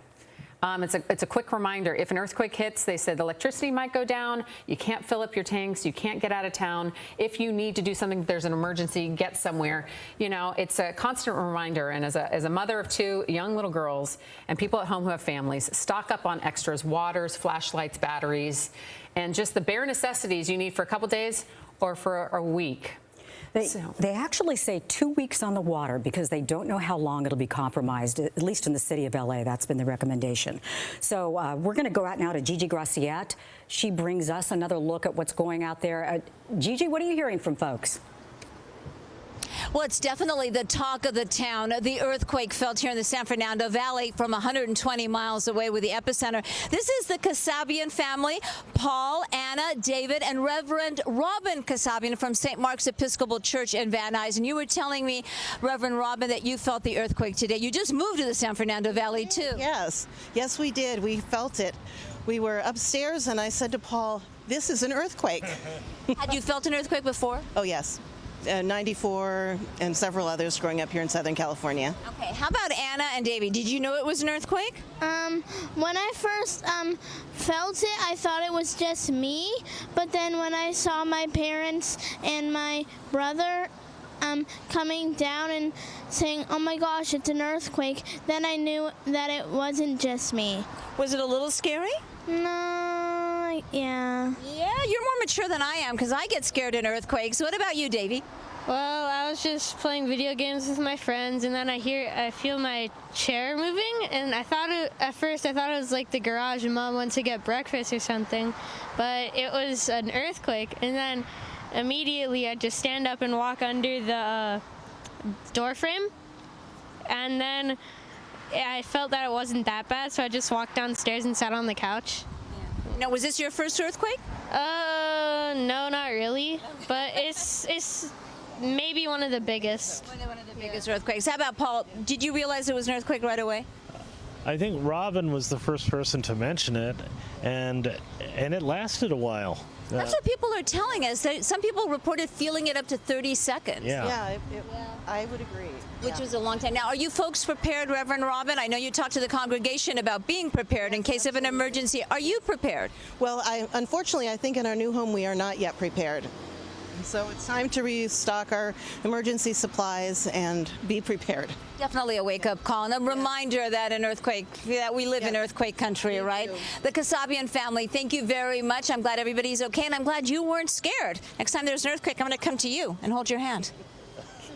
That's the latest from Sherman Oaks. We'll send it back to you. Oh, that's funny, Gigi. That little girl is very brave, though, because you do feel out of control. Well, you made a good point. If the parents, are calm and the kids can be calm, but just be ready.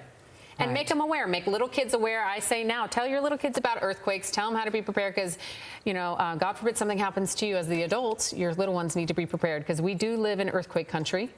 And as we just showed you pictures from Trona, from Ridgecrest, a lot of damage and destruction can happen. And, it doesn't have to be big buildings falling down. It could be like things in your house, paintings, televisions that can really hurt people. So to be prepared at this moment. But Dr. Lucy Jones did say, it's Happy 4th. Go on with your day and be prepared.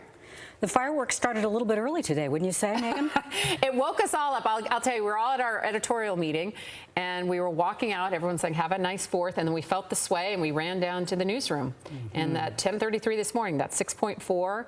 As people are saying, though, they said it felt like it was going for a long time. But I think in our imaginations, it goes on, and we still feel our bodies sway. But it didn't last that long here, according to Dr. Lucy Jones. She said around 10 seconds. And to us, it felt longer. It felt longer than that in downtown Los Angeles, yes. But I'm not sure. I'm certainly not You're a scientist. You're on softer ground, though. She did say, downtown Los Angeles is not on bedrock. It's on softer ground, so you will feel it, the sway a little bit more than being on bedrock, which is a more cut kind of feeling, like a jolt.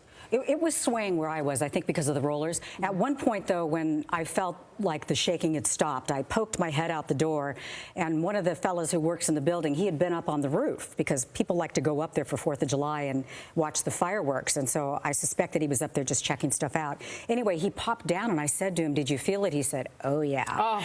And he said that he actually saw the U.S. Bank building, that he could visibly watch it sway from the top of our building. Yeah. So that must have been quite spectacular to see that. And it's a comforting thought. I know hearing you you say it's sway, but that means the building is doing what it's supposed to do.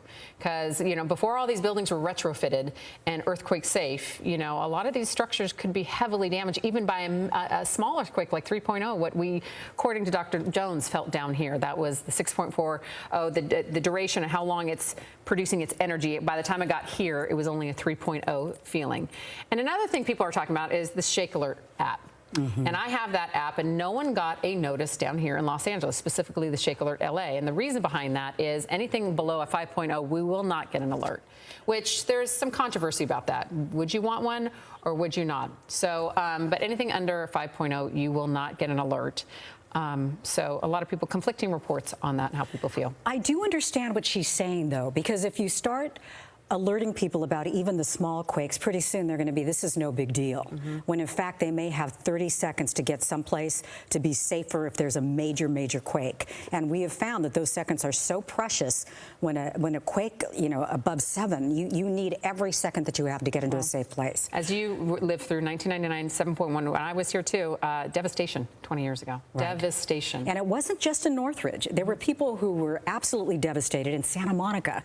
And that was sort of a disconnect for people. Why would you be impacted? But the way it rolled, and as you mentioned, the type of ground underneath and the structure you're in, there are so many variables to how protected you are in an earthquake. We're going to go out now to Sandra Endo, who can bring us up to date there. And what are you hearing from people, Sandra? Well, a lot of varying opinions and descriptions about what people saw and felt this morning when that earthquake hit this area. We're in Pasadena and we're on Colorado Boulevard, so a lot of people out enjoying this holiday and people off from work. So a lot of people were at home, and let me bring in these ladies here. And we were just talking about the Shake Alert app, how it didn't work. You were kind of bummed about that. Extremely bummed, yeah. I guess the real reason is that they only alert you if it's a certain magnitude or higher, so as to not desensitize people. So that's the reason we're given today. All right, so no warning. What did you feel this morning? We were actually at IKEA this morning, and my partner told me that she was feeling an earthquake, and I told her, don't be ridiculous, it's fine. And then it lasted way too long than what we anticipated, and so I kind of freaked out. Yeah. Oh no, you freaked out? The big one. I thought it was the big one. You thought all that furniture was going to come tumbling down. Exactly. Yeah. And so what did you do? How did you react? I wanted to just stay put. Most folks were kind of trying to walk out of the store. I think they were worried of things toppling on them. And then immediately I received a call from my mom because she lives in the high desert area, and they definitely felt it. Yeah. You were mentioning your parents living in Apple Valley where they felt it much stronger than us. They're closer to the epicenter. How did she describe what she felt? Her cabinets kind of came open, and the neighbor's pool was splashing a bunch of water everywhere.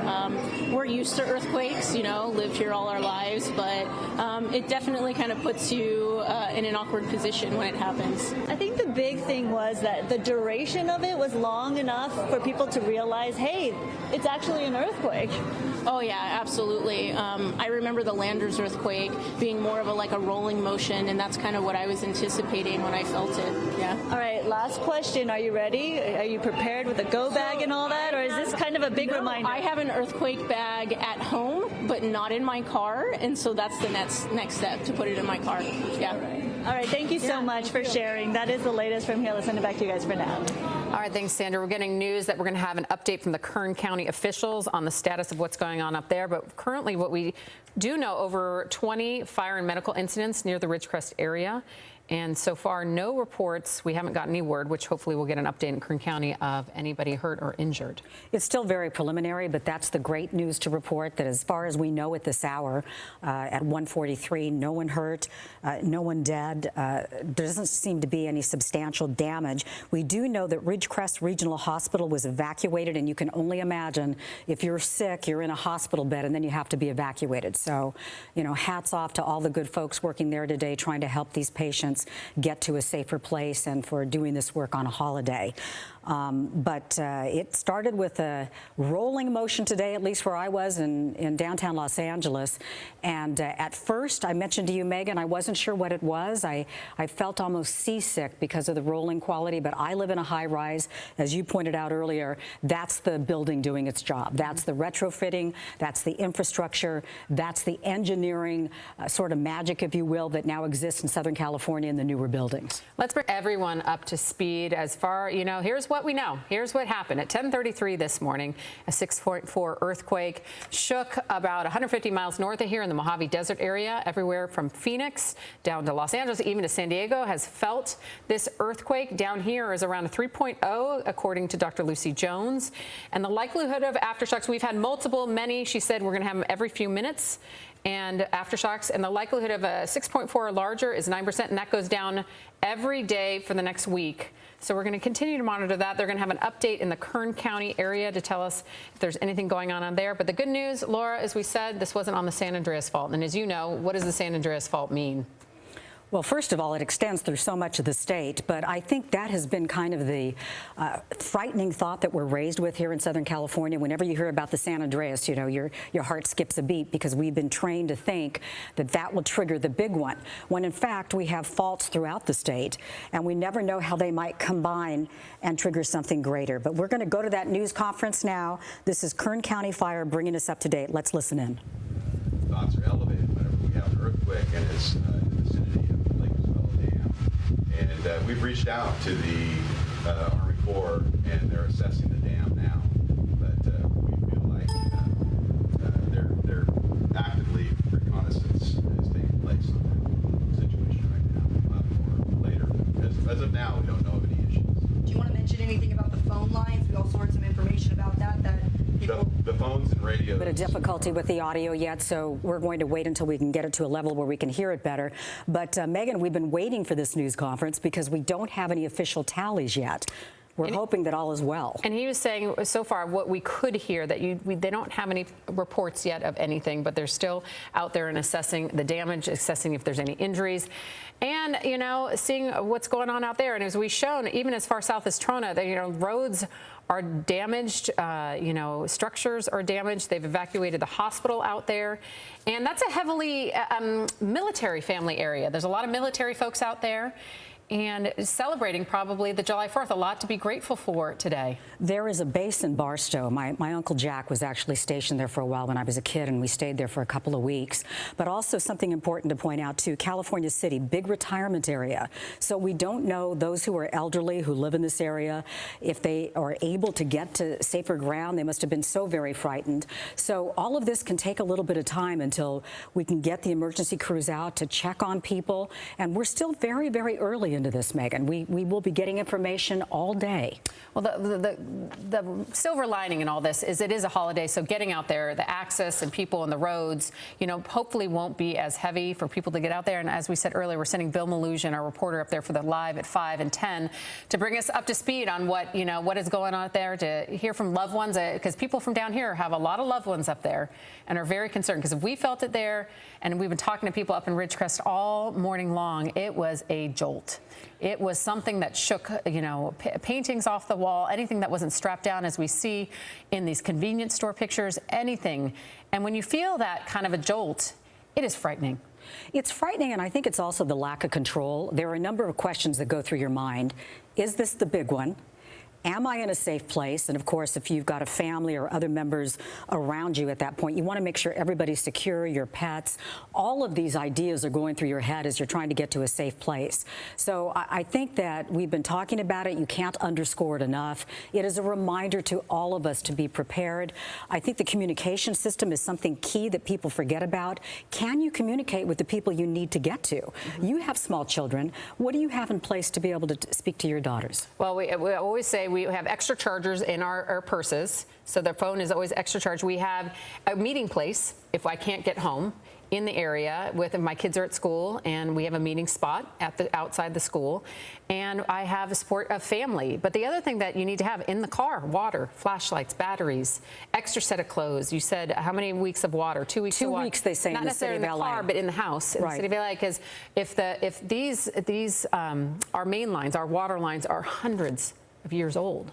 And think about they're that. sensitive. You know, when you say water and it sounds like a small thing, we need water to survive. More than food. Right. So when you think about it, having a 2-week supply of water at the ready is probably the primary thing you need to have ready. Yeah. And when people don't have the basics in life, they can get a little aggressive. So it's really important for us all to take care of our individual families so that we can be better citizens in the community and be able to help others. You know, it's an interesting point. I was talking earlier, Rita was here with me when we were reporting on this. We were talking about earthquake insurance. Right. Now's the time to check your policy. Now's the time to check your home. You know, latch things down, check your policy, document what you have in your house, take pictures of what you have in your house. We don't like to be a broken record, but you got to take stock in what your property, your valuables, what you have, obviously precious things like photos. You need everything to be accounted for in case something destructive or the devastation happens in our neck of the woods, because right now it's 150 miles north, but tomorrow, the next day, it could be right here as an epicenter in Los Angeles. Right, and it was a big break today, the fact that this is in an area that's not heavily populated. You can imagine in a major metropolitan area, we would probably be telling a different story today.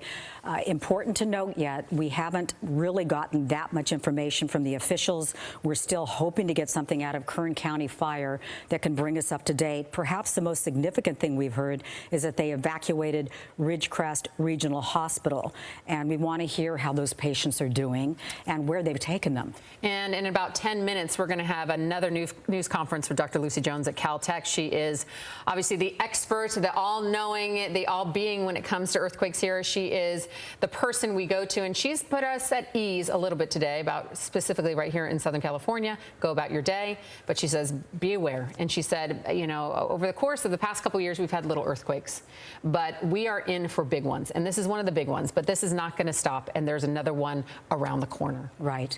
And I think that because it's been so quiet over the last 20 years, we've gotten a little spoiled. It used to be all the time we had earthquakes, and people would sort of jump to and do what they were supposed to. But just because it's been quiet doesn't mean that that's going to continue. No. As we know, growing up here and a lot of people watching, you know, enjoying their day for the July 4th, earthquakes are synonymous with, you know, with California. They are one and the same. They're what we grew up on, and we need to be ready. So Dr. Jones, like I said again, and the USGA are going to be speaking at 2 o'clock today to update us on what they know more. Because as we said earlier, they have 500 sensors, Caltech, in and around California, but they had to send someone up there. They're sending people up there, and she joked. They said by helicopter, and she said, no, we don't have that kind of money. We sent people up by car, so they're going up to Ridgecrest right now to evaluate the damage and get some more information.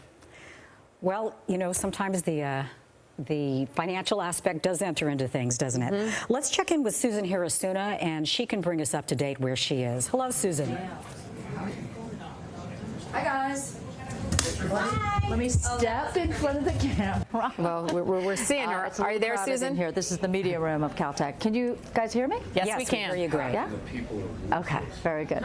All right, so we are about 10 minutes or so away from the next news conference with Dr. Jones and also Dr. Graves.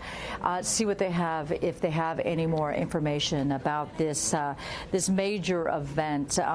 Part of what I think is most remarkable for people that may be like in that earthquake geek stage where they want to know more information, and one thing that we learned today was about the conjugate quake, that this is actually 2 faults. They don't know yet which faults are involved, but they can tell at this point that there are 2 faults, and I'm getting an echo in my ear, so I'm going to pull out my IFB. So it's that kind of information that we want to know more about, those 2 faults and whether or not these are known faults. At this point, they say likely we know the faults because they're pretty good at figuring out where they are, but it's also possible that it is a new fault. So they are waiting for the geologists to get on scene. They left here by car, so it might take them a little bit to get up there and then to record the information that they can see on the surface of the ground there. And what they're looking for is that the earthquake actually ruptured to the surface surface, and that you can see where there would be some sliding between the two sides. So that's the kind of thing that they're looking for. They're hoping for a photo from those geologists, and even just a photo would help Dr. Jones to explain a little bit more about the nature of this particular quake. We do know that it has now a name. This is now going to be called the Searles Valley quake. The epicenter was Trona, the small town in Trona that she described as being built on a dry lake bed. We know there's a lot of geothermal activity there. There's a special weapons center in China Lake, and apparently they use the water, and then they pump it down into that area which has that geothermal activity in order to help them with the center there. All right, so the other thing that we now know, and if you see some of what's behind me on the bottom screen there, that is the shake alert screen, and you can see right now there's nothing beyond that little cluster there that suggests earthquake activity. But what you're not seeing is what they call the S wave. And so when you have a quake, some kind of aftershock in that area or anywhere, you'll see a large red circle that continues to spread out over the area where that quake might be felt. So right now, nothing going on, but it wasn't that long ago that we watched as the circle got wider and wider. But the intensity here in Pasadena or downtown Los Angeles is so low that you likely wouldn't have felt it. But we could see it. We could see that there was an aftershock, and we could see that it was coming towards us. A lot of people have the Shake Alert app, and there's some concern for people who are with Shake LA, Alert LA, that they did not get any kind of notification of this shaker. Explanation is multifold, but part of it has to do with the fact that these are LA County earthquakes, or you're more likely to get an alert for an LA County earthquake because this one was way out in the Owens Valley. That's why, one reason why perhaps she didn't get an alert, but the other reason too has to do with the magnitude. So yes, it was a 6.4 in Ridgecrest, China Lake, Trona area, but by the time that shock wave comes all the way down here, 100 plus, almost 200 miles away, the magnitude and the energy has dissipated, and so perhaps it was not enough to set the alert off. Alert's going to only go off, and to your app, Shake Alert LA app, if the magnitude is 5 or over. So that's basically the explanation as to why Shake Alert obviously worked here, but that's the reason why you might not have gotten an alert on your phone unless you were closer to the epicenter. Guys? All right, thank you so much, Susan. We're going to go to Matt Johnson now. He's live in Ridgecrest, and he's on the ground. Matt, what are you seeing? Yeah, we just got here, and I want to describe our journey to you because right now we did not see any damage to any of the roadways or power lines or anything like that when we were driving here. But we're in front of the Ridgecrest Regional Medical Center, and this has been evacuated. As a precaution, I'm being told, we're standby for an interview with someone associated with the hospital. But what I can tell you is that first responders and hospital employees that were enjoying their Independence Day celebrations, their barbecues, they all came in and sprang into action to help out, because what they had to do was evacuate all of the patients here at this facility as a precaution. Now they're telling me that they are not noticing any damage to this structure, to this small hospital that serves this region, and they're also not reporting any injuries to any of the patients or any of the employees that were here at the time. But this definitely did scare a lot of people in the region, and right now they are just waiting for someone to sweep the premises and the property to make sure that it's safe to go back inside. And what they're also going to be doing is making sure that there's no strong aftershocks before they allow people to go back inside. I see Jade standing by. Let me bring in Jade. Jade, you're with the hospital, correct? Yes, that's correct, yes. So talk to me about what is the latest. The latest at the current time is we've evacuated all inpatient departments. The ER and the urgent care remain open. And any injuries, you know, when I first touched base with you, when we landed here, so to speak, I asked you right away, how is everybody holding up? How are they doing? Yeah, I think everyone's trying to keep in as good spirits as they can. We had a handful of injuries initially, so around 10 to 20 was the report that I heard from our CEO. What kind of injuries? Major, they were all minor injuries. What does that mean? like sprains, wrist lacerations. I'm Jim Sewer. I'm the CEO. Helping out Jade. Jade, thank you for talking to us. And Mr. CEO, we're live on Fox 11 in Los Angeles. Talk to me. What is the latest? We have orderly have evacuated most of the hospital. We are waiting for transport for about 15 patients. We're still taking care of any emergencies that the community might have.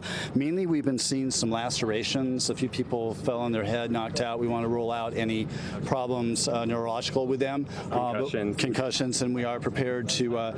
We have 3 helicopters coming in the next 10 minutes to get the most critical patients to another hospital, and we expect in the next 3 hours all of our inpatients will be at other facilities. Yeah, and we were one of the first news crews to arrive in this area, and I noticed right away you had the cots out there, and it was a full-blown, what you practice in these hospitals for emergencies and exercise. Talk to me about the spring into action. Well, being a small town, we all felt the earthquake very quickly. I had great response from my managers that came here that started our incident command, our disaster training program. Finally kicked in, and after we verified that staff and patients were safe, we started looking at the building. That's when we noticed we had a lot of broken pipes. And now the abundance of caution, I made the decision to evacuate the hospital. We do have seismic engineers flying in from LA as we speak to check out the building before we decide to reopen to take care. But we also realized we had an obligation to our community, and so our staff was willing to stay as long as we could. We are worried that there will be another rumored earthquake of even greater magnitude, and that's why, again, out of abundance of caution, we've emptied our building. Yeah, we don't know if it was a pre-shock or an aftershock. You know, we will not know for some time. But what we do know is that, you have a triage, so to speak. And is that the yellow and white tent that I'm seeing over there? Is that how you're treating people from your community? Right. Rather than have people go into the hospital itself, we want to minimize the hospital emergency room for only very critical patients. But anyone that can be triaged out here, and the determination can be made about how ill they are, what the nature of their injuries are, they may be brought inside into the ER or immediately helicoptered and ambulance staff. Okay, and talk to me about the significance of this facility for this region. This is the primary care place. 3 and magnitude 4. This is actually what's been expected. And we also have forecasts for the probabilities of aftershocks over the next week. So there's a 9% chance within the next week that we would have an earthquake of greater than magnitude 6.4, which is the main shock. There's also a 20% chance that we're going to have greater than magnitude 5 within that 1 week period. It's very likely with a magnitude 6.4 that you would get aftershocks above magnitude 5. Currently, we have geologists headed out to the field. They should be there later this afternoon to look at, there's been some reports of ground cracks.